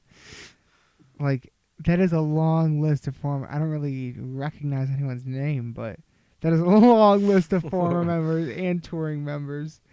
That's funny. Mostly drummers. So Jesus Christ. If you could, compare it sound-wise. Okay, so Wisconsin, Wikipedia. I was reading the word Wisconsin and thinking about Wikipedia. Wikipedia has them listed as death metal. I would not put them in that category. So yeah, I finally fucking came across this album, and it really kind of caught me by surprise because, damn it, I don't even know what fucking label they're on now. But anyway, I would put them more, at least this out. Once again, I haven't heard any of the other albums. I've only heard this one. So I'm not comparing it to anything really, but if I were to have to describe it, I would say they're more along the lines of if you maybe blended groove and thrash. So I can definitely hear a Pantera sounding influence, but I can hear a lot of thrashy fucking heavy fucking chunky riffs, you know what I mean? Yeah, I think Wikipedia just said that because of the growly vocal style, but he's definitely not doing a full on Cannibal Corpse death growl either. Yeah, they are on Victory. Oh, are they? Are they still? Nice. Well, I don't know, but they were at one point. They're coming up with Obituary, Suffocation, 6 Feet Under, Hate Eternal on Unleashed, Exhumed. Wait, what? Just on my Spotify. Oh, okay. The fans also liked. Oh, okay. So just to kind of, yeah. So they're I thought that was a tour. I was like, hang on. I wish, man. Hang on. So yeah, they're kind of more like traditional death metal with a little more groove, you'd say. Definitely more groove, and yeah, I wouldn't really put them in a death metal category. Yeah, I really wouldn't, because I feel like Sepultura, Soulfly. Yes, yes, I would absolutely put them more. Yeah, especially if you're thinking they started in 1992, which is right when Pantera and Soulfly, Sepultura and the groove metal started. Yeah, that was kind of the vibe I was getting from it. It's really fucking good. Yeah, dude, there are some songs. A Burning Cinder. Yeah, A Burning Cinder. I fucking love that song. Stay Dead. Dude, Stay Dead is a fucking... Oh, it's a killer. It's a killer. Pumped Full of Lead is a good one. Yeah, this is a really, really good album. I highly recommend it. It's thrashy. It's heavy. And it's just a fucking... Oh, it's just like a fucking big thing of black coffee. I don't know. It just gets you going. It's a really good album. It's self-titled again, Jungle Rot. And the cover's cool. Cover's fantastic. I don't even know what's going on there. Yeah, there's a lot to. It's like a dude underwater, but the water's red. Maybe he's in blood. I don't know. He's in the jungle. Welcome to the jungle. Yeah, it's a good good fucking album, and I really want to see them live. And fucking another 3-piece. You know what I mean? These 3-pieces are popping up that are just fucking killing it lately. Yeah, it still kind of blows me away that Hate Eternal is a 3-piece. Yeah, me too. That's how much sound is happening there. That's a 3-piece. What the fuck? Yeah. Crazy. Let's see here. So I talked about Jungle Rot. All right. Let's do here. You do another one of yours. All right. Well, I want to talk about Aborted. Because this is a band I am completely unfamiliar with. Well, you should probably listen to them. So I've personally been a pretty big fan of their last couple albums. Like, real, they have. I think pretty sure they're from Belgium. Okay. I mean, they have. I don't know, in terms of, like, I mean, they've been around for a while. They have quite a few albums out, and they do they have. I don't know. They're one of the few bands that does, like. Well, I mean, I don't know. I guess there are a lot of bands that do it, but in a way that is a little more, I guess, recognizable. I feel like they do a lot of stuff with, like, horror movie samples and, like, 80s kind of, like, imagery and stuff, and that's like cool. early slasher horror films and stuff. More so, like, between, like, combination of that and what was it? Something else. Oh, well, yeah, I don't know. Anyway, I don't know. I'll come back to it. Yeah, I don't know. It's one of the as far as, like, drums and stuff, because that's one of the first things I listen to next to, like, vocals and stuff. Yeah. It's one of those albums that makes me want to quit sometimes, just because it's so fast, and it's just, like, some of the stuff that he's doing and at the speed that it is, because it's a fast album. Like, there's a lot of really fast, but it's also done very tastefully. I feel like there's a lot of, and more so, like, over their last couple albums, they've definitely focused more on building an atmosphere and, like, bringing out like, bigger sections, and, like, because their first couple albums were a little more, like, grindy, a little more traditional death metal, and they kind of grew into, like, this really niche, like, that was what I was gonna say, that between like 80s horror movies, like slashers and stuff, and, like, the gore kind of stuff, like the medical, like, imagery, I guess, is really cool to me. For sure, like, it just works really well. So yeah, and I don't know, like, yeah, I'd say in terms of their last couple that they've put out, I'd put it, in my top, like, 3 of all of theirs. Oh yeah. Next to Global Flatline is really good.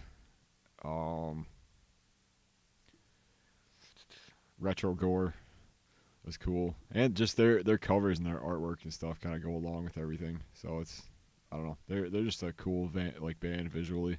Oh yeah. And I don't know, I really hope that they come through at some point this next year, because I'd like to see them, because I've seen, like, their stage show and stuff is just gnarly looking. So that'd be sweet to see a man from Belgium. Yeah, right. I mean, we, like, when you think, Behemoth is from Poland. Yeah. At the Gates is Swedish. Yep. So it's like, and it's like it's just a, it's another good example of, if you're looking for new stuff and you're just kind of bored of, like, what's coming out, just the best way is to either go back and, like, stuff that's come out prior, or look in other places around the world. Yeah. Like, that's definitely something I learned. Yeah. I found so many different bands and so many crazy, like, styles and stuff just from getting, just being really bored one night and just kind of looking through stuff, like, oh, I wonder what's, like, you know. What the fuck does this kind of metal sound Yeah. like, out of this part of the world? Yeah. What does Greenland metal sound like? So yeah. And that was what I was gonna add. I was pretty upset that it wasn't even on the banger list. It got moved Aborted? off. Yeah. Oh. It was one of the ones that got put on the chopping block and it moved. Damn. And I feel like it deserves way more credit and recognition than it's getting. Fair enough. That made me kind of upset. Well, it's getting the credit and recognition on our fucking list, that's for sure. So Aborted is on the list, ladies and gentlemen. Let's see. All right, I'll do the next one. This is a band that caught me by surprise. Band I'd never heard of before recently at all. Let's see where we're going here. One moment. God damn it. One moment. Here we are. And we're back. We're heading back to Sweden, Aaron. all right. Back to Sweden. Sweden makes a number of appearances on this list. How many of the albums that we've chose have been chosen English? How many of what we've talked about or is on this list that are from the U.S.? Just for shits. 1, 2. Yeah. Hold on. I'm gonna sound like an asshole, but where is Judas Priest from? They're from England, right? I sound like such an asshole 'cause I don't know. Yeah. No, yeah, I think you're right. They're an English heavy metal band from West Bromwich, yeah. Okay. Yeah. Okay. I knew that. Okay, so considering, so one. I know Light the Torch is. Not them. 1, 2, 3 ish. Step your game up, 3, America. 3. Yeah, seriously, what the fuck? Well, honestly, I feel like next year most of this is gonna, if Devil Driver and if Lamb of God and Slipknot and Yeah. I feel like next year's gonna be a big year. But anyway, so this band. I want to. No, go ahead. I just thought it was kind of funny. I just wanted to see how many of them were actually. Yeah, not many. Not many. We're going out of the country this year. Formed in 2009, Tribulation. Okay. So they're a fairly new band. I didn't know that. I should have given this more of a listen. We got 4 albums out. Started in 2009. The album I'm talking about right now is the album called Down Below. This album has appeared on a lot of other people's top 10 lists I've seen this year. See, what do you... Yeah, I would say the best, for anyone who hasn't heard them, the best way to describe this one would be Swedish black metal. That's what I'd call it. But there's no double bass drums.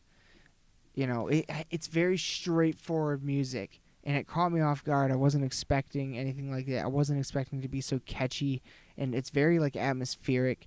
The whole time you feel like one of the videos was just a lake in the woods as the sun is rising, so it's still dark out. That those moments right before the sun comes up, kind of almost, and the whole album kind of feels like that. And it's a really cool feeling. It's a really cool vibe, and I thought it was really catchy. There are a few songs the one song that hold on, let me find it real quick. It's cool that, because I mean from kind of what you showed me, kind of the vibe I was getting from it was I don't know, all the instruments and everything has its place. Yeah. And it really, it's all one sound instead of drums kind of being super in your face the whole time, and it's kind of more of an atmosphere than a Yeah. you know The Laminate and Nightbound are two songs that I really liked a lot. I think those are two of the singles, but yeah I like those ones a lot. Yeah, I thought this was a really fucking great album. Really, I don't know. Like I said, it caught me off guard. It wasn't like I was going through trying to find new stuff to consider for the list, and it stuck out from everything else in a really big way. And I went deeper into it, and I ended up really liking it a lot. So yeah, definitely check out fucking Tribulation down below. It's a really, really, really good album. Really melodic. Like I said, really straightforward. But the death or the black metal style vocals kind of like, but you can understand them, and the songs are like pretty fucking catchy and riffy, and they got choruses and stuff like that. Like, really fucking good though. I liked it a lot. Okay. Yeah, I'll have to. One of the things that I was, kind of when I was putting mine together, realized that there was a lot that kind of like fell to the wayside, and it was to the point where like even some bands that I was pretty into or like have a few albums from that put out new stuff this year I haven't listened to yet. Yeah. Just for the sole fact that like there's so much that came out, and I just at the time, because like the first part of the year I wasn't really paying too much attention for one reason or another. I think I was just more focused on kind of like what we were doing writing style wise and like all the recordings and stuff. I didn't really want like too much of a influence, I guess. Right. I was trying to kind of like, I don't know, put it all together and stuff. So I don't know, I wasn't really paying. You mean when you were making Omen? Yeah. When we were kind of doing that was like the first part of the year and stuff, and so like I wasn't really trying to get into too much new stuff. And then I think about halfway through the year I started to pick up on it, and I don't know. I think in the next year I want to just buy more stuff and really like just keep up with it a little better. Yeah, after this experience, I'm definitely going to do better at keeping up with it. Because there's so much cool shit that came out. My bad. There's so much cool shit that came out this year, and a lot of it I haven't even touched yet. So yeah. Yeah. I mean, clearly, like that's definitely what I've learned from this, and yeah, I definitely want to. I'm gonna do better at keeping up on it. Because especially if because I feel like had I caught some of these albums when they came out, they would have had more time and stuff like that to grow on me and shit like that. So yeah, there's that too. Next album, I'll do one real quick. Next one I want to talk about is what? See how many? Sorry, how many have we hit so far? 8. 8. Okay, so we got 7. Okay. Next one I want to talk about is Soulfly. I haven't heard this one either. Soulfly came out with Ritual this year. And I mean, there's one song in particular on it that does in fact feature A.D. Randall Blythe. And so, I'm a little biased. Like, I hear him on that one instantly like, yes! Yeah. And it's a really good song. Dead Behind the Eyes, probably my favorite song on the album. But top to bottom, this is a very, very solid album. It's very heavy, very groovy, riffy, you know what I mean? It ends on like a really fucking crazy cool like acoustic guitar thing that I liked a lot. It was like soft, you know what I mean? Like it wasn't like metal at all. Yeah. And fucking just top to bottom, I was really, really blown away. And I, going through the albums, I like listened to it I listened to it once when I first got it, and then going through the albums for this list, I fucking heard it again, and I was like, I'm gonna go back to that one more time. And I heard it again, and I was like, this deserves. I haven't seen anybody talking about it, and it deserves some fucking notice. Like, this is a good fucking album, and I think Max Cavalera did something really cool here, and it makes me really excited to see them. Demonized is a really good song. Yeah. I think. Well, I don't know. I've heard probably half of it, I'd say. Okay. Like whatever, like whenever they were putting out this couple singles from it, I think they had like 4 or 5 that came out. At a time that might have just been like a Spotify thing, because I saw it on there a couple of times. It was paired up with some other stuff, but yeah, from what I was hearing, it's awesome. It's really, they're a cool band as far as like extra percussion stuff. Mm-hmm. Like they just, I don't know. And it's definitely you could hear the different kind of like styles that he's kind of. I mean, like I to be honest, I don't really know too much about him as far as like how they formed and everything, but I know that he's done. I mean, he's Sepultura, but it was also. I feel like there was one other band. Cavalier Conspiracy. Yeah. But yeah, they've always kind of kept that same like groove. Oh yeah. Groove feel to it.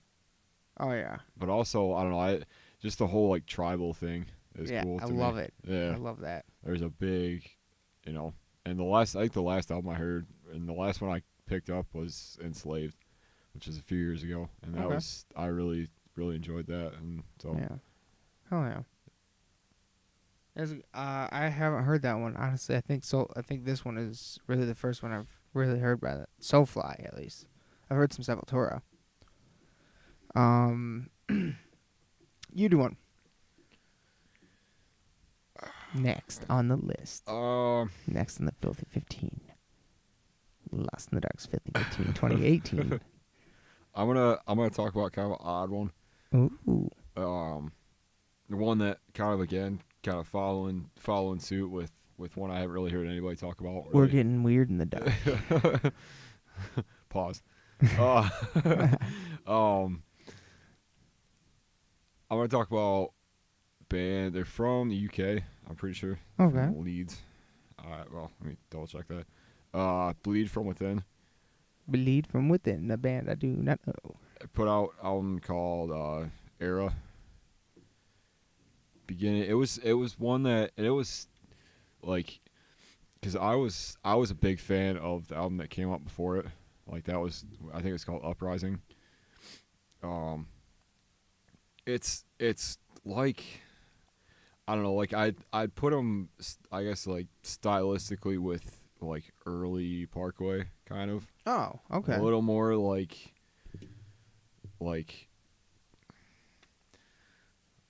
Parkway with some like Lamb of God riffs in there. Oh, I'd say that sounds like something I'd like a lot. Yeah, like, and especially I think the newer album, Era, has some really strong moments on it, and I don't know, just the drums in it are like, I've been watching a bunch of videos from that guy, because I don't know what like names or anything like that, but yeah, I don't know, just it really stands out to me. I really like the production on it. It sounds really just like, I don't know, I've been using the word punchy a lot, but it's kind of just what comes to mind. And like it's one of those that I can start and just put on and just let it just run.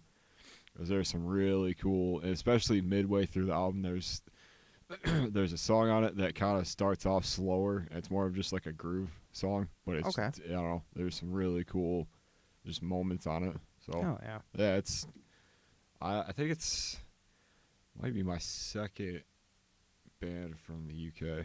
It's on it, I'm pretty sure. Oh yeah. So yeah, From Within. I'm really hoping that they come through next year as well, because I don't know if they have. If they have, it's probably like been on smaller tours and stuff. So yeah, I've not heard.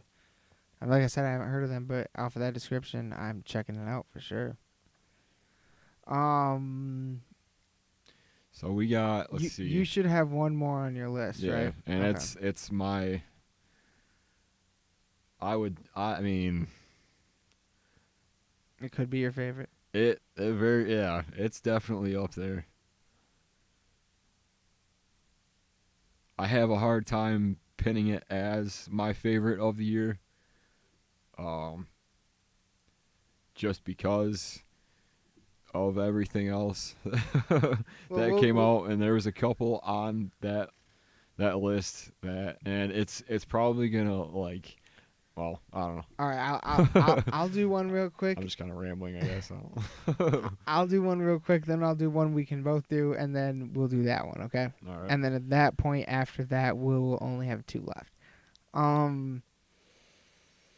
Okay, so here we go, though. This is the final 5, I believe. 1, 2, 3, 4, 5. Yeah, this is the final 5. So the first one of the final 5 would be, I picked necrophobic. Necrophobic. Let's find out some information about it. God, we should have done this before we started. Jamie, pull it up. That's funny. We are as we speak taking just guess where we're going. Just guess. Come on. What? Guess where necrophobic is from.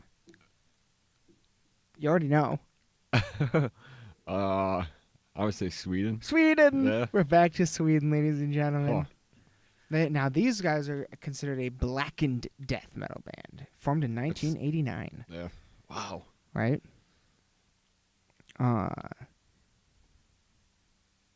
Wait, what? It's believed that the band named themselves after a Slayer song off of the album Rain and Blood.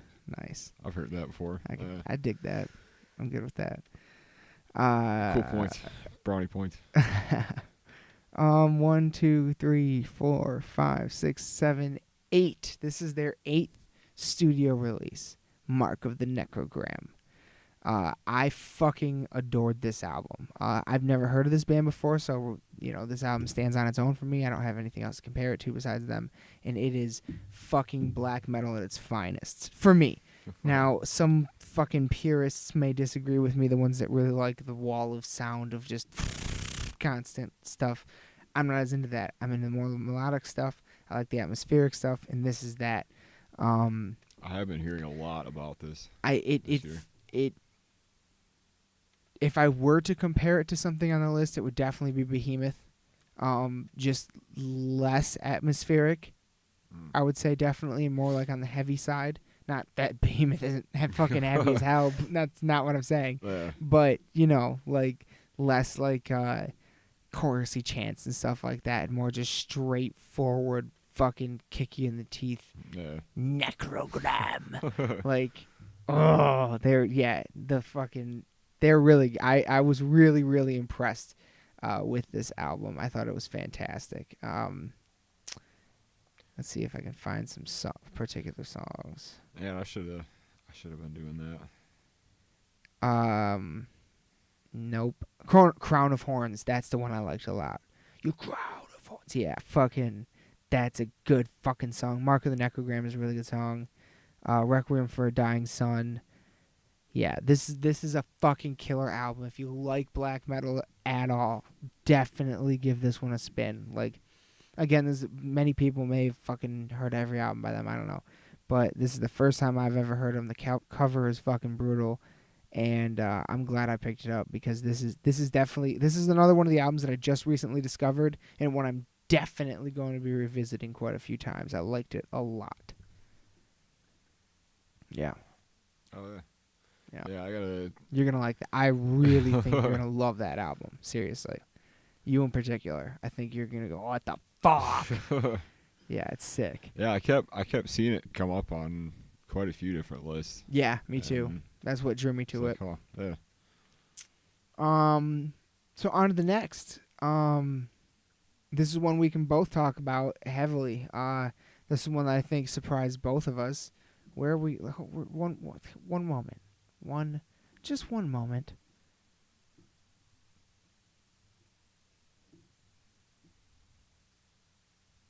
Just one moment. Sorry. Lost in the Dark podcast is brought to you by Death Metal from Boston. Yeah. Yes, exactly. Oh, Continue. This is another American band. Hey. We didn't know. So there's at least one more American band. Revocation. Oh man. Revocation is on our list. They're on a bunch of lists. If you don't, it's pretty much unanimous when they come out with an album. This is their 7th. Yeah. Metal Blade. It's gonna be on some lists. Oh, Oh wow. Oh what? So the first album was on Metal Blade, then they weren't on Metal Blade. They went to Relapse for a while, and then they came back to Metal Blade. Weird. Hmm. This album is called The Outer Ones. Fantastic cover. Oh, dude. Really fantastic cover. I really liked it a lot. Tom Strom did the artwork. Just Strom. Tom Strom did the artwork for this. This is one you're really gonna want to look at, people. Like this is a trippy ass image. It's some sort of space multi-eyed demon eating a plant. It looks like a planet eater. Yeah. Looks like he's eating planets. It's a really great cover. You should definitely check this out. And they're from Boston. Metal Blade Records, fucking The Outer Ones, makes our list this year. What do you got to say about it, Aaron? Of Unworldly Origins. Of Unworldly Origins. Holy shit. For starters, like, I really like this album, and it's gonna be one that I'm more than, because I don't actually own a copy of it, but it's one of those that I'm definitely gonna pick up because I think I have their last 2 or 3. They're a band that's really grown on me over the last little while. I wasn't really into them on their first couple, and then I think it was the self-titled that came out a few years ago that really just kind of grabbed me, because there's a lot of cool songs on it and stuff, and ever since then I've really been paying attention to them.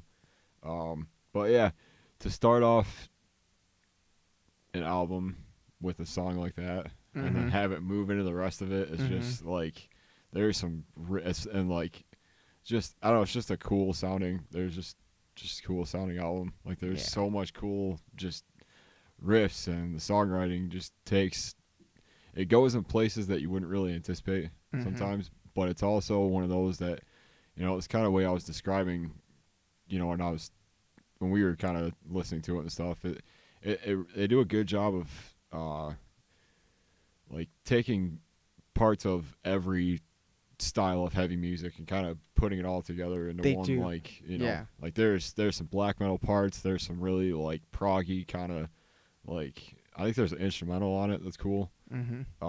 Yes, there is. And when I heard that, I was like, damn. Yeah. Like every time I hear a band put an instrumental on, I'm like, ballsy. It's and it's good. Yeah, it's tasteful. I like it. It's really good. And just the way that the whole thing just feels from top to bottom is just cool. It takes you on a ride. I thought the guitar work on this album was unbelievable. Oh yeah. In particular, that really, really impressed me. It was just nonstop fucking thrashing, like in the fucking words of Anthrax, metal thrashing mad. Like, just constant fucking really fucking cool sounding though. Yeah. The way they, like you said, the way they like kind of blend the different styles, but manage to like, it's almost like you're on a roller coaster and you feel like it's all coming apart and then like literally falling apart underneath you, and then right at the last second it all comes together and then does a 360 loop. Like, yeah. And it's awesome. Like, it's just a really cool like ride in a sense. Like, to be honest, I didn't really like it. Kind of went under the radar for me. Me too. Because it did come, I think it came out in September. Oh, I thought it was October. September 28th. No, so yeah. So it's kind of a late one and stuff, but I kept seeing it pop up, and I kept seeing the cover of it, and that song that I was talking about was the first video I saw, and I was like, dude, I gotta get into this. This is sick. Yeah, technical. I would agree with this. Technical death metal and thrash metal. Yeah, that's pretty accurate description of them. Because they do have some fucking thrashy ass riffs. Yeah. That's one of the things I love about it. Some thrashy fucking riffs.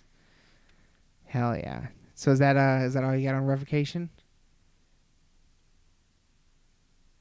Yeah. Yeah.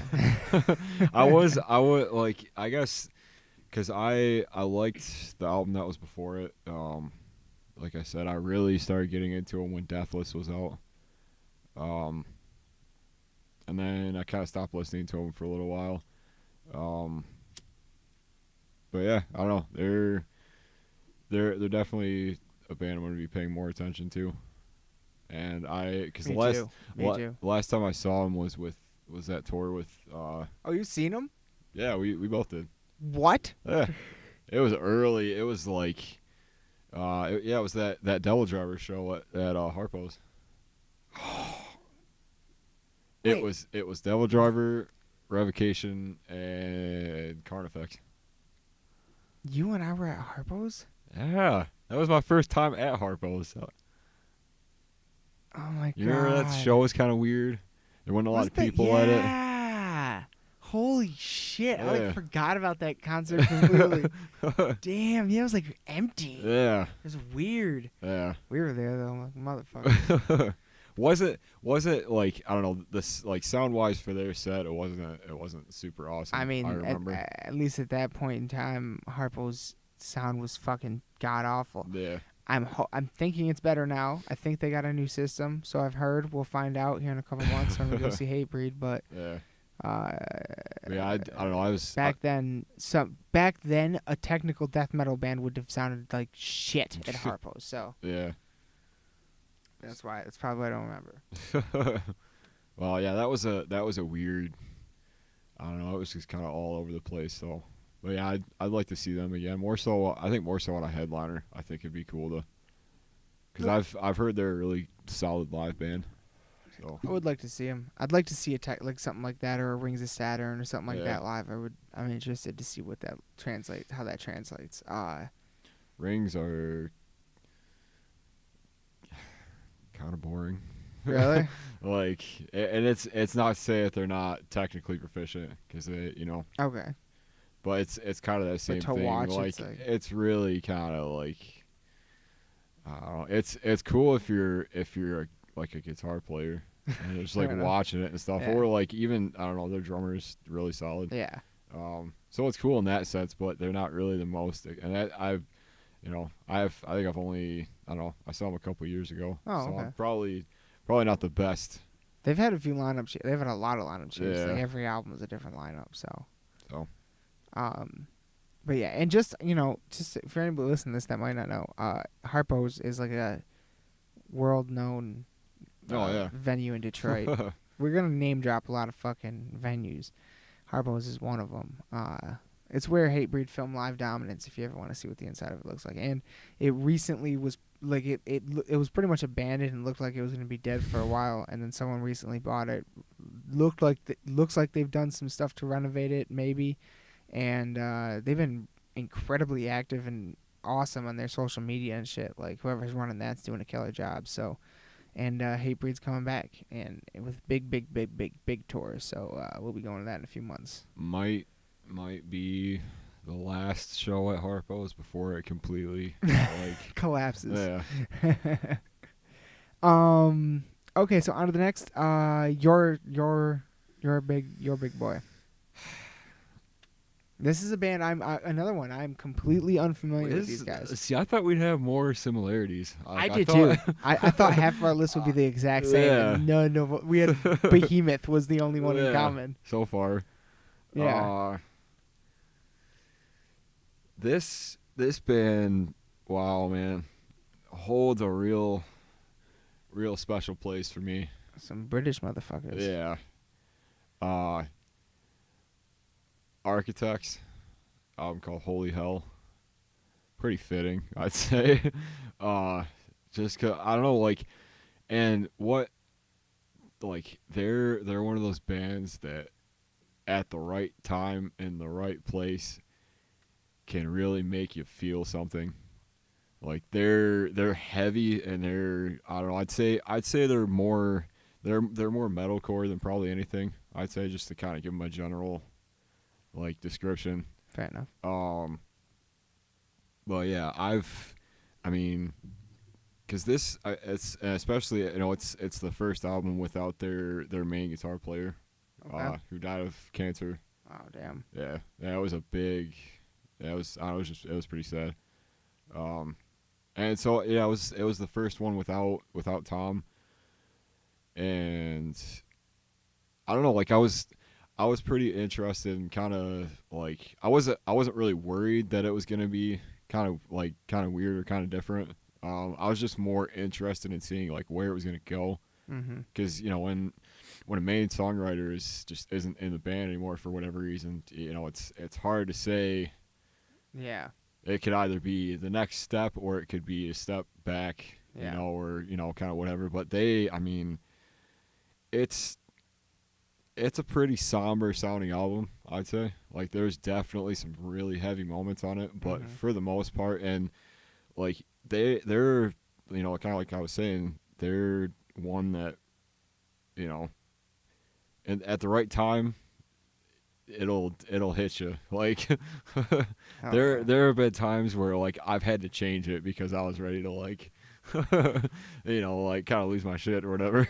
So like, but no, like they're in, I don't know, it's like from the first time I heard it, it just stuck with me. It just gave me chills.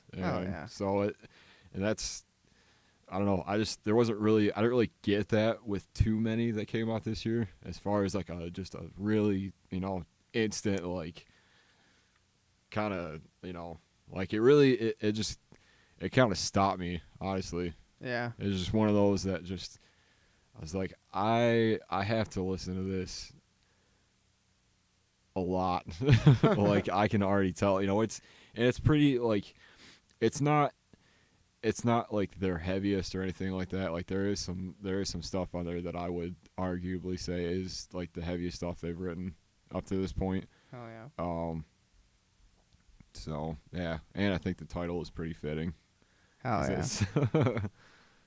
So yeah, they're, I don't know, and I don't know, they've at this point they've, I don't know, over the last couple months they've really got me through some shit. So that's kind of why I put them on there. That's what fucking metal does. It's hard for me to kind of to make these lists, especially with so much coming out. And really, like I try to stick with a lot of stuff that tends to make me feel something. Me too. And that's what, just like the gut feeling of what I like is what I was trying to say earlier. Like that, like something that like when you hear it, you just kind of like it just kind of stops you. Yeah. And so that's kind of what these 5 that I chose did for me, like from the jump. Like I was anticipating it, and I heard it, and it was, there was at one point or another just kind of just stopped me, I guess. It just made me feel something. I feel like that's important. It's extremely important. It's critical. Because I had quite a few, we both did. We had a lot of stuff to go through and a lot of different albums that came out, but I think the ones that stuck out were the ones that really, kind of, invoked an emotion in me. So yeah, absolutely. So that's Architects. Yeah. That's Architects. And well, there's just, if you have a chance to see them live, do it. Because they're one of the best live bands I've ever seen. And that's a bold statement because I've seen a lot of bands, but yeah, that is a bold statement. They're one of my favorite bands I've ever seen live. That's one bold statement you and I can both make. If we say it's fucking good, we're not lying. Yeah, like we would not misguide you on that. I promise. Okay, so we got 2 left. 2 left. You ready to crank these out? Yeah. What you got? Our last 2 on 2018's Filthy 15, ladies and gentlemen. Fucking next one on the list, Ionen Dimmuborger. Did you get a chance to hear this all the way? A couple times, yeah. It was a while ago. It was when it first came out. But yeah. That's same with me. I heard it a couple times a while ago, and so that made it so I let it sit for a few months, and I got to come back to it, and it grew on me in nothing but good ways. I fucking love this album. Yeah. It is so goddamn good, so goddamn heavy. And some people, I remember when it came out, some people were like, they use the orchestration too much. I mean, I guess you could say they probably use it more than in the past, but I would also say they use it in different ways. Like it's a tool. Like it's one of the tools in the toolbox. They're using it here to make something bigger here, in a sense. You know what I mean? Like it goes back and forth, and And yeah, I think after a fucking 8-year hiatus or whatever, coming back with this is fucking. It was a killer album, Yeah. killer, and I cannot wait to see them live. Oh my god, Yeah. never seen them. It's cool to hear them put out something after such a long time that is more, I feel, kind of more of a return to form than their last couple. And it really, because I don't know, I liked the one that was before it, but I wasn't What was super. the one before it? It had a really weird name, Abrahadabra or something. Oh, like that. I actually haven't heard that one. It's cool. It's just, I don't know. It's just different. The one It follows after In Sorte, that one, which is my favorite. probably my favorite. Yeah. And so to me, like, it was cool to hear them kind of return to that and bring in elements of just my favorite parts of them. Yeah, it's was definitely pretty close to Insorte. Like, I'd say in terms of sound, in comparison to at least,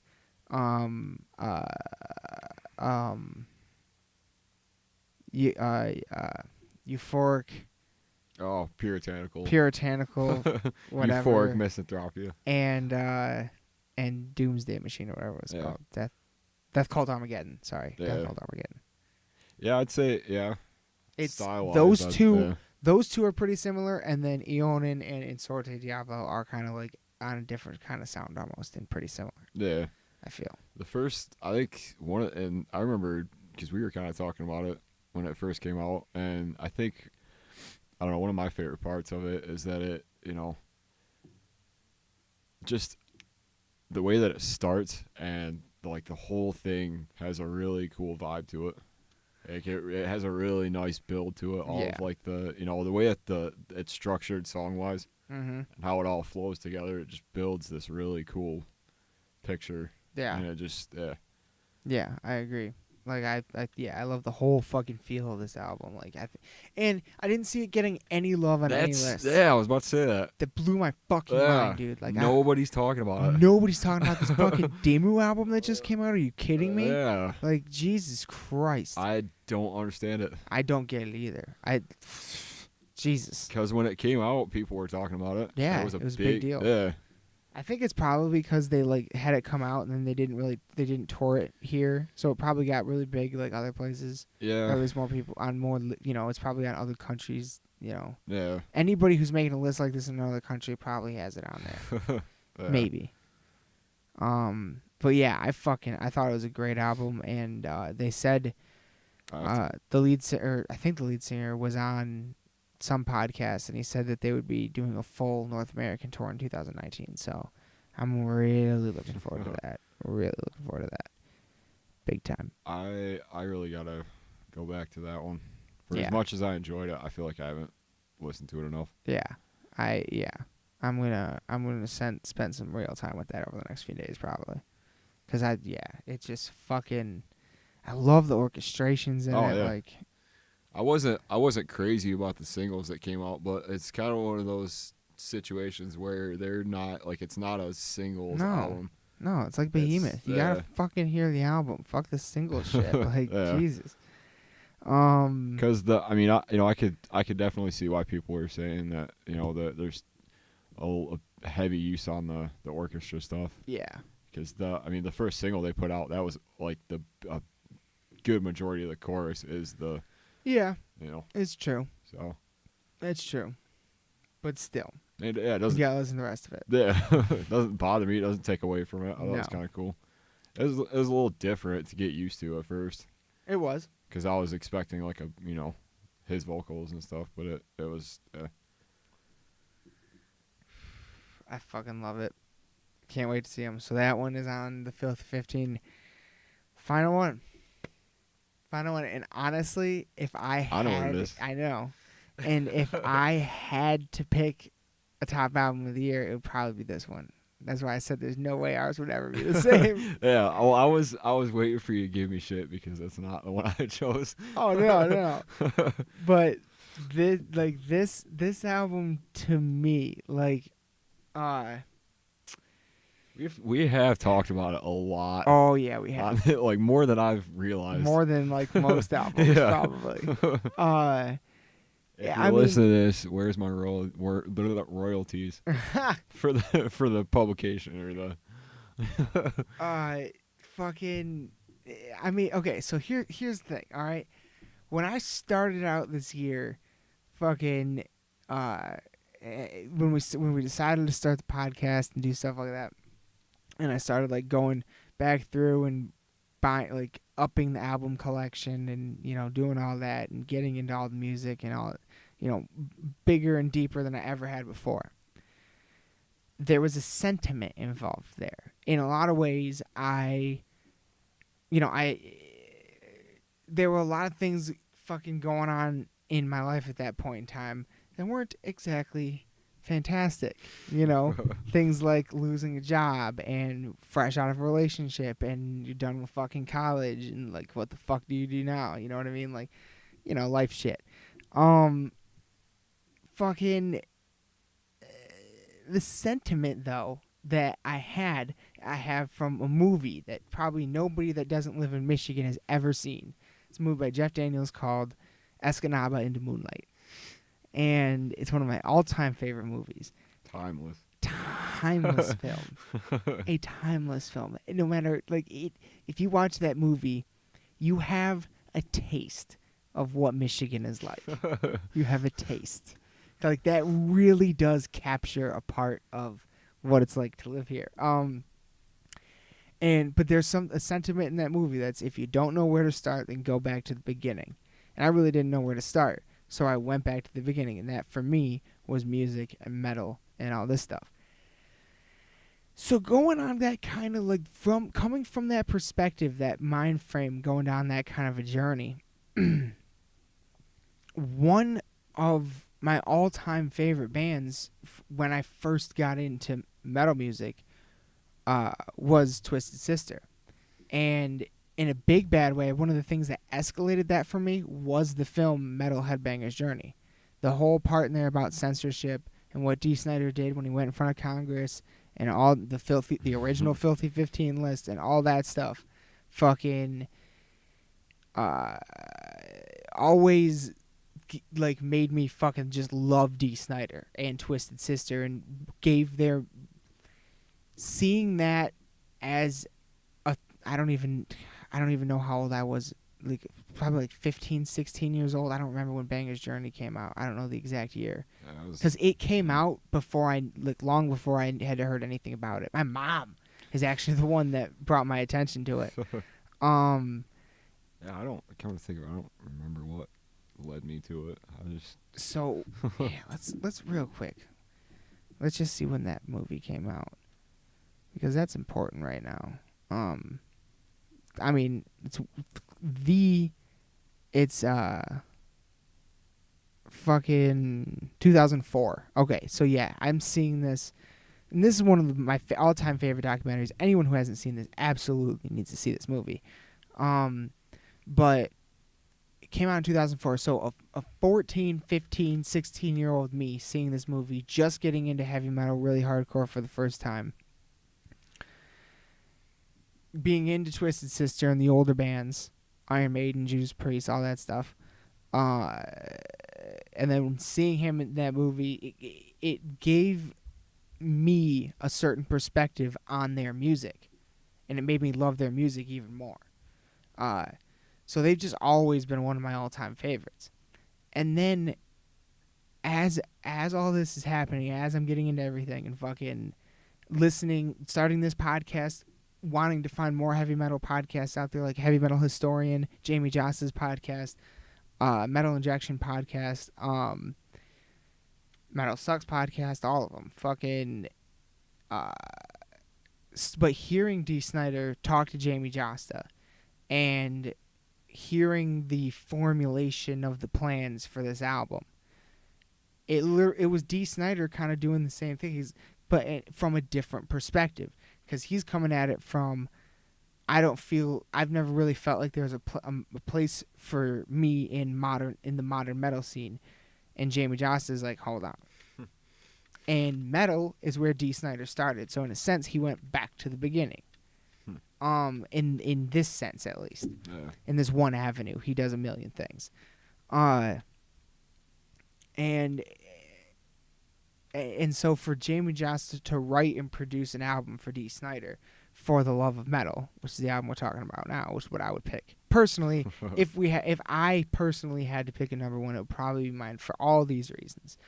And not only all that, for this album to come out in 2018 and for it to sound as fucking good as it does is unbelievable. Oh yeah. Like, it really fucking like, and Jamie Josta was coming at it from the perspective of, you know, we're losing a lot of greats, and we should, you know, they should shine again before they're gone. You know what I mean? That kind of mentality, sort of thing. And what he did there, man, I hope it's the beginning. I hope this starts a fucking tidal wave of stuff like this happening. Like, it's so goddamn good. The song For the Love of Metal, all the fucking references, that fucking, oh my god, dude, the first time I heard that, I was like, oh my god, I was a fanboy, like, yeah, I mean, it was pretty, like, I don't know, I just remember hearing the podcast that they were on when they first started talking about it, and, you know, it kind of struck me. I was like, you know, wow, this is, you know, it's true, you know, especially this year. I mean, we've missed, I don't know, there's been a lot of people we're losing, you know, and I feel like it's definitely important to realize that, you know, like, it's just, like, historically, yeah, you know, kind of like where we started at, and it's more, you know, especially for, I mean, if you know the history on metal, you know who D. Snyder is. Like, yeah, you can't. He's a member of the history. Yeah, you know what I mean? Yeah, like, he's a big part of it. Pretty much the reason why, you know, all the, you know, the advisory stuff that is pretty much non-existent now. Yeah, all, like, the censorship stuff, like, why that never got farther. Yeah. And so I feel like it was just cool to hear him come out with something that's not only really current sounding, but also just has, like, I don't know, it's just a cool ass album. Like, it's just a cool listen. I don't know. It's modern as hell, and it just all together sounds incredible. Like, his vocals over just these great, like, The Mask, Become the Storm, Tomorrow's No Concern. Fuck, God. Like, yeah, and For the Love of Metal. Like, those are probably my favorite songs on the album. There's plenty of awesome features on it. Elisa from Arch Enemy, fucking killer on that album. And yeah, you know, like,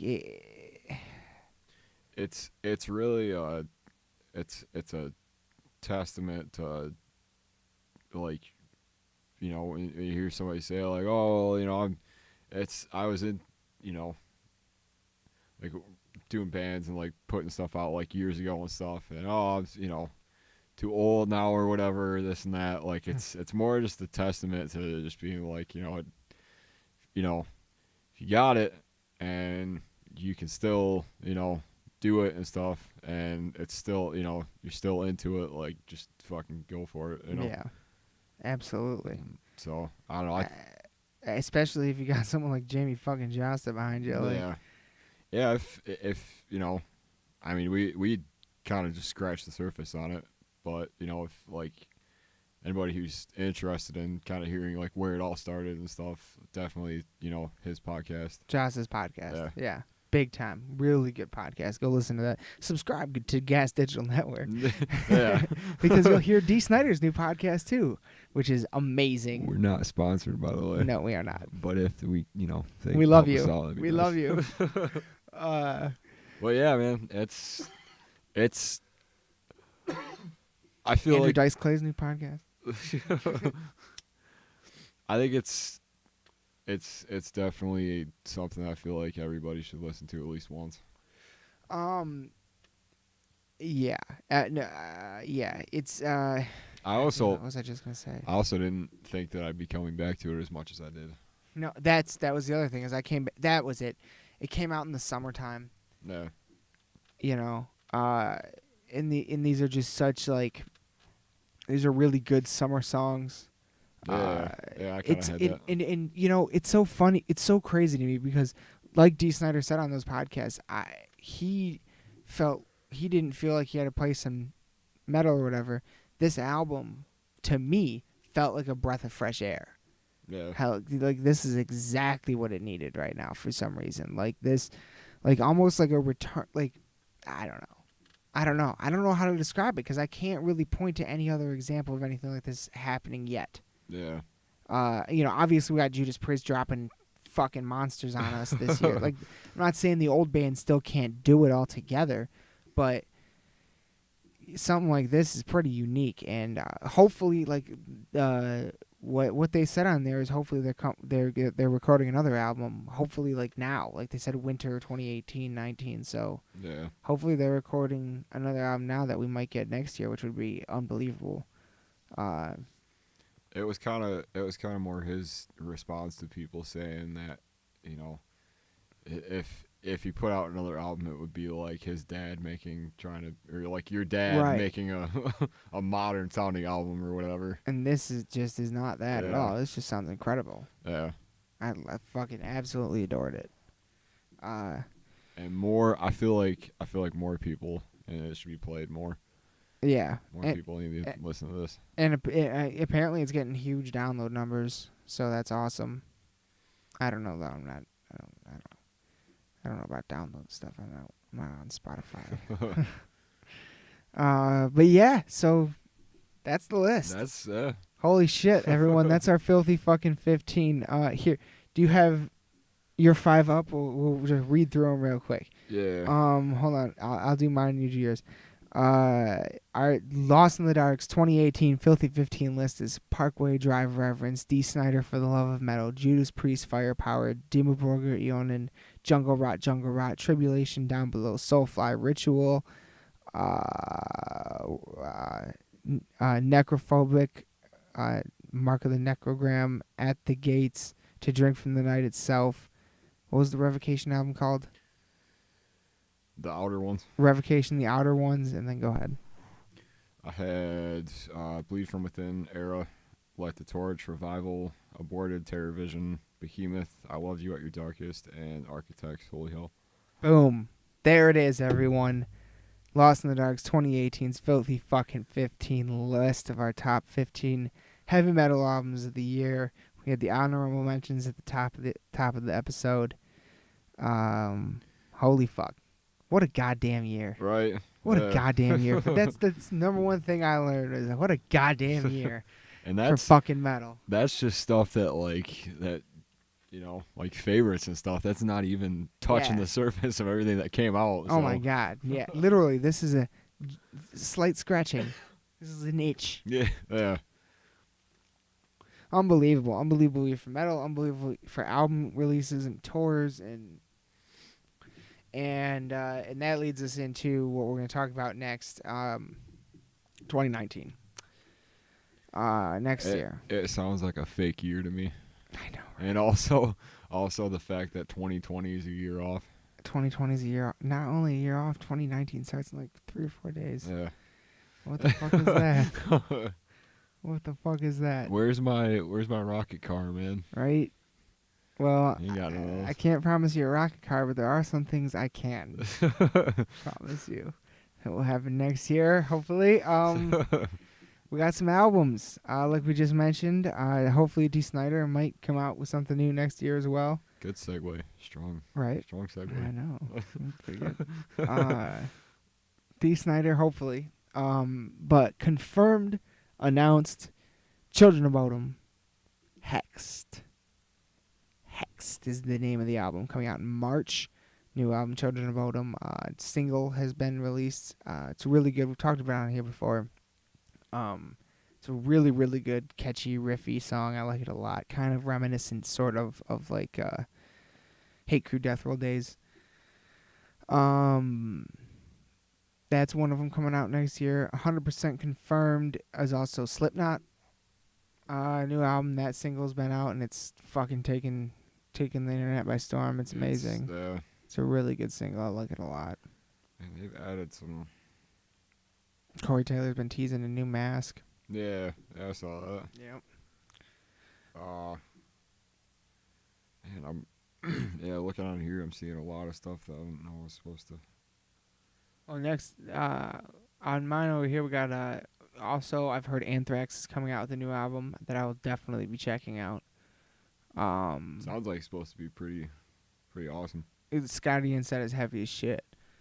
Whitechapel Oh, yeah. is apparently coming out with a new one. Yeah. Do you know the name of it? Has that been announced? The Valley. Okay, cool. Any singles out? Grab that out of nowhere. Yeah, there's 2 singles out. Oh, shit. Yeah, it's, Okay. Black Bear. Oh, that's right. Yeah. I wanted to check that out. I haven't yet. It's pretty cool. I guess the whole thing is supposed to be more like a narrative. So this is going to be kinda. another one where it's not going to lend itself to singles. Right, yeah. Yeah. Which is why it's, because, I don't know. It's gotten a pretty mixed response to it. But to me, They're always good. honestly, yeah. And even like the stuff they put out with the clean singing on the last album was cool. It was really tasteful. I didn't hear that. Yeah, I don't know. They put like two like kind of slower, more like atmospheric songs on it that are cool. But yeah, to me, I don't know. I don't think they've ever put out a bad album. They've put out ones that I haven't really been like super crazy about, but as far as like, I don't know, I've never really. If it comes on, I'll listen to it, But I definitely have my go-tos with them. Hell yeah. So yeah, I'm pretty excited to check out that one because I've been hearing a lot about it. Me too. Arch Enemy's coming out with a covers album. Oh yeah, we were talking about that. Which the song list looks really good. There's some guests that are awesome. Let me see if I can't find some information about that. Wasn't it called Covered in Blood? Yeah. It's coming out soon. It's got January 18th. Damn, really? Yeah, that's what Wiki's got. Wow. That Mark Morton. That was one I was gonna get to. Yeah. Yep. Hold on 1 second. Let me talk about this real quick. Born of Osiris has got a new one coming out next year. Honestly, after seeing them, like I really feel like they phoned that performance in. That did not impress me. Did you feel that way? How did you feel about that? I wasn't expecting to go there. I don't know. Well, that was my first like real exposure to them. Having seen them twice already and having seen what they're capable of live, I will say I wasn't super crazy about it. Fair enough. It was cool to open for them and shit. It was cool to be a part of and stuff. And they played some songs off the new one that I dig. But yeah, it was. I've definitely I would have, they're to me. I feel like they do really well on festivals and stuff like that, like really big outdoor venues and stuff. I feel like it was just a better show. Yeah.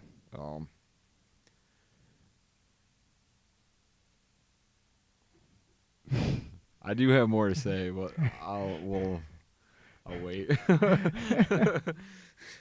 So anyway, they're coming out with a new album. Yeah, the song that they put out, the couple singles they got, is pretty cool. You liked them? Yeah, That's cool. Bring Me the Horizon's got a new one coming out. I'm trying to, of course. So I cannot fucking find a thing about this Arch Enemy covers album, other than something that claims to be a track list, but I don't think that's possible because it's like 30 songs long. I don't think that's right. Overkill's got a new one. Nope, it really is 24 songs long. And there's like Aces High. Wow.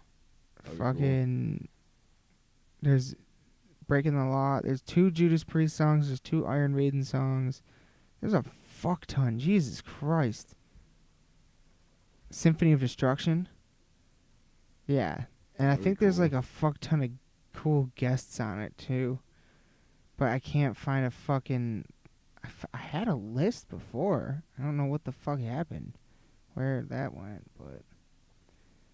Check. Oh. Yeah, Carcass cover. Oh damn. That's pretty cool. Queensryche, Scorpions, Europe, Kiss, Manowar. Oh yeah. Yeah. I didn't know they were doing. Yeah.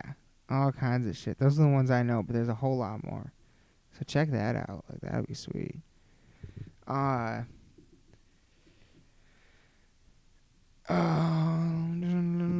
already said D. Snyder. You got an anticipated, Huh? like one that like any that you're especially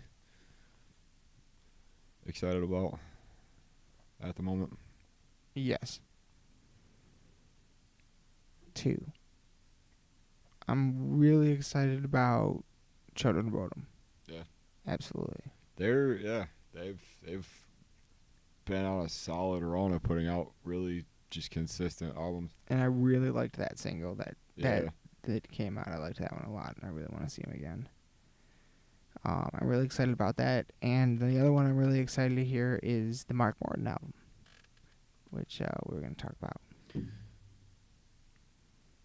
Apparently there's vocals on it from Chester Bennington. I was gonna say that he's got some really kind of surprising guests on it.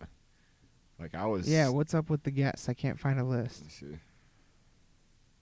Because I know Randy's on there, so come on. And Elisa.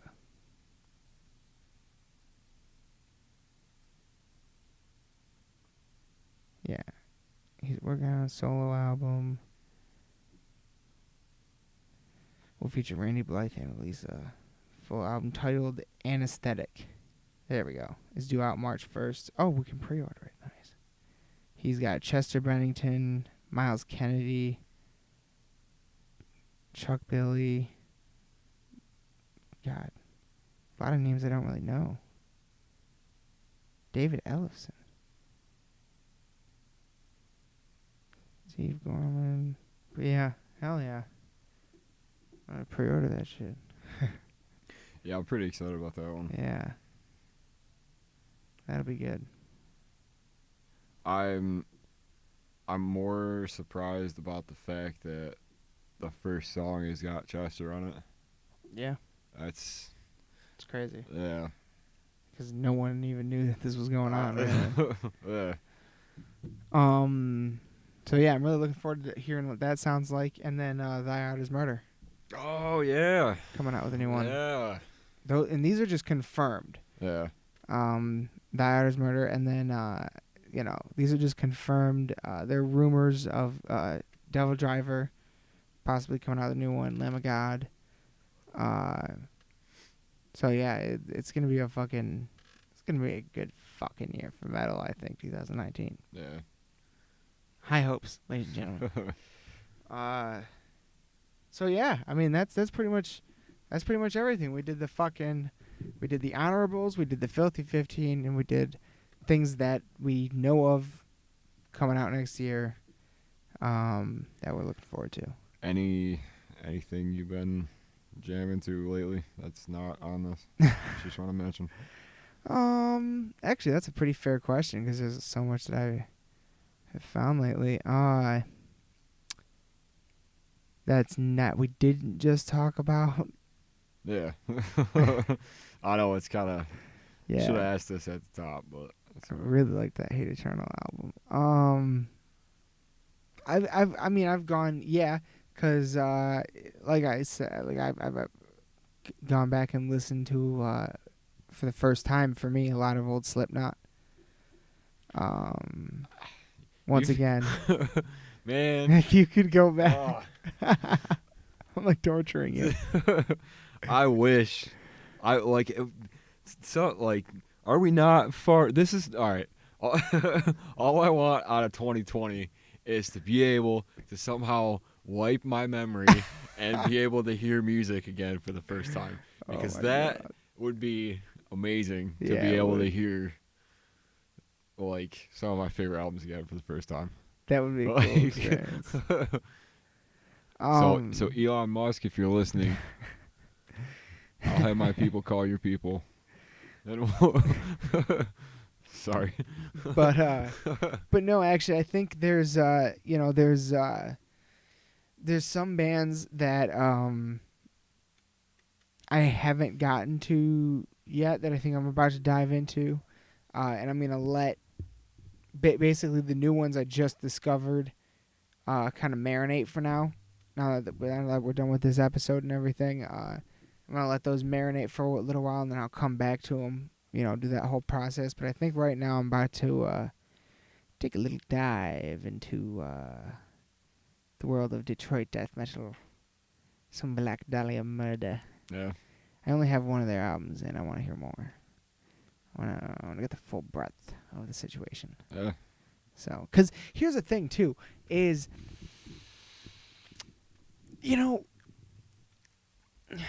so much of metal is an acquired taste.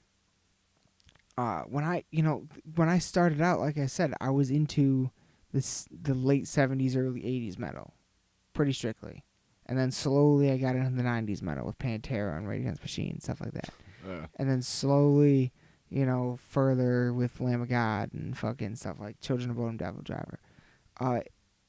Back in the day, like the first time I heard things like Cannibal or Slayer, bands that I fucking worship now, I didn't really like them at first because it's like I didn't have the ears for it yet, and eventually you get the ears for certain things. That's what we call bitch ears.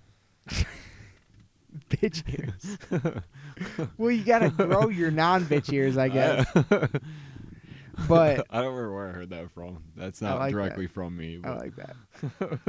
People that don't understand, I like it. But in a big bad way, one of deathcore in general was a style of music that I hadn't really gotten into for that reason, because like I didn't hear it.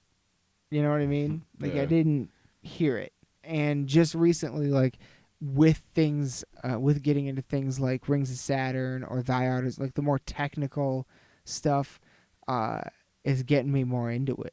And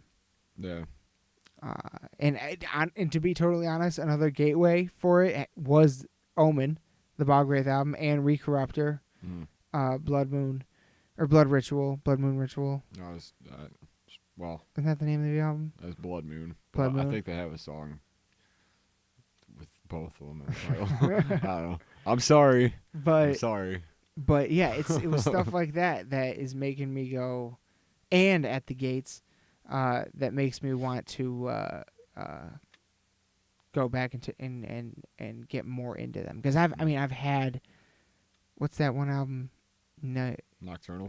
I've had Nocturnal since it came out. Yeah. I've always liked Nocturnal, but I never went further than that. And I've seen them so many goddamn times. Yeah. Like it's time to. I think it's time for me to go down that rabbit hole next. So yeah, that's kind of where I've been at lately. Yeah. What about you? A lot of Fit for an Autopsy. Okay. I've gotten probably more into them. I mean, I don't know. I think they've only got 4 albums out, 3 or 4, and they've all like, it's kind of one of those things where you just start it from the top and just kind of let it run and stuff, and I don't really skip anything. I've been listening to them a lot. A lot of Traders. They're more of like a hardcore kind of beatdown band. All right.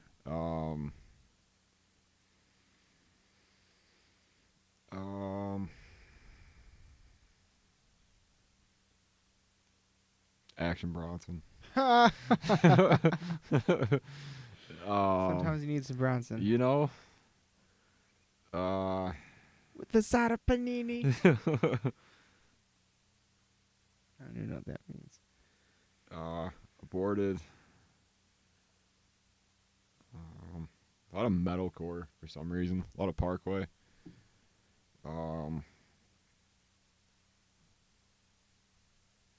think that's. I have been listening to a lot of Thy Art too, Yeah, they're especially Holy Wars. yeah. Love that album. Oh, Yeah, yeah. I think that's. Well, oh my goodness, this is a proper episode, ladies and gentlemen. You ready to wrap this shit up? Yeah, guess so. This was a big boy. Yeah. This was a great one. This is Hopefully, it's not too boring. this is yeah. You know what we're gonna have to do is figure out how the fuck to like play clips of songs. Yeah. Maybe we'll have to do a little like work ahead of time next time or something. I don't really know. I don't know how to do that yet though. Like without just holding up a speaker to this microphone, but I know there's a better way to do it, so I'm gonna have to figure that out. Lots we're still figuring out here. Yeah. Jesus. You could just drop it in on a separate track and kind of bring the volume down quite a bit, so it's just kind of in the background. Yeah, that's true. I mean, you'd have to kind of figure out where it kind of starts and stops and stuff, but maybe. Yeah. Maybe. I'd rather be able to like play part of a song while we're talking about it. You know what I mean? Like yeah. But I don't know, just to give people a taste at the very least. But we'll figure that out. We're not even on fucking video yet, for Christ's sake. We're trying to figure out how to put songs in it. But yeah, this is probably gonna be our last episode before the year. Yeah. Last episode for 2018. At least last episode posted in 2018. We might get one more recorded, but I'm not sure. So we'll see. But starting next week, no matter what, there's gonna be an episode a week. And yeah, we got stuff coming. Fucking A. I guess that's about it. Let's wrap this shit up. Yeah.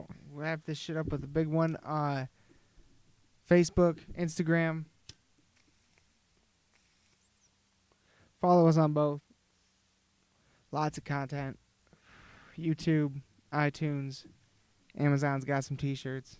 We got a website. All the fun stuff.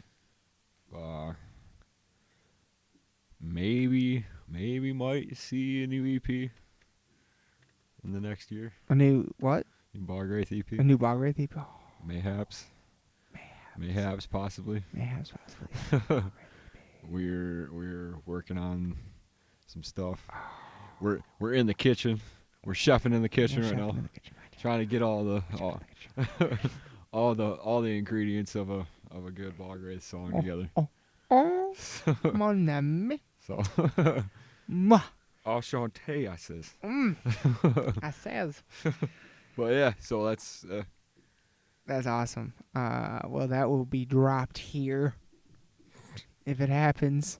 There will be a dropping. Maybe might premiere some shit. Maybe. You never know. Listen up. Might get some video. Oh shit! Listen up. Oh shit! All right, let's wrap this one. Hope you all enjoyed. We hope you all had a fucking wonderful 2018. Thank you for anyone who's listening to us. Thank you so fucking much for listening. We hope you have a wonderful, safe, happy New Year's Eve celebration. And we will be back next week, starting off 2019 fucking strong, motherfuckers. Fucking strong. We're going at it. We're getting it this year. We're going at it hard. So get ready. Yeah. We're coming. Lost in the Dark podcast. We thank you all so much. Thank you for listening. We love you all. Happy New Year's. And good night.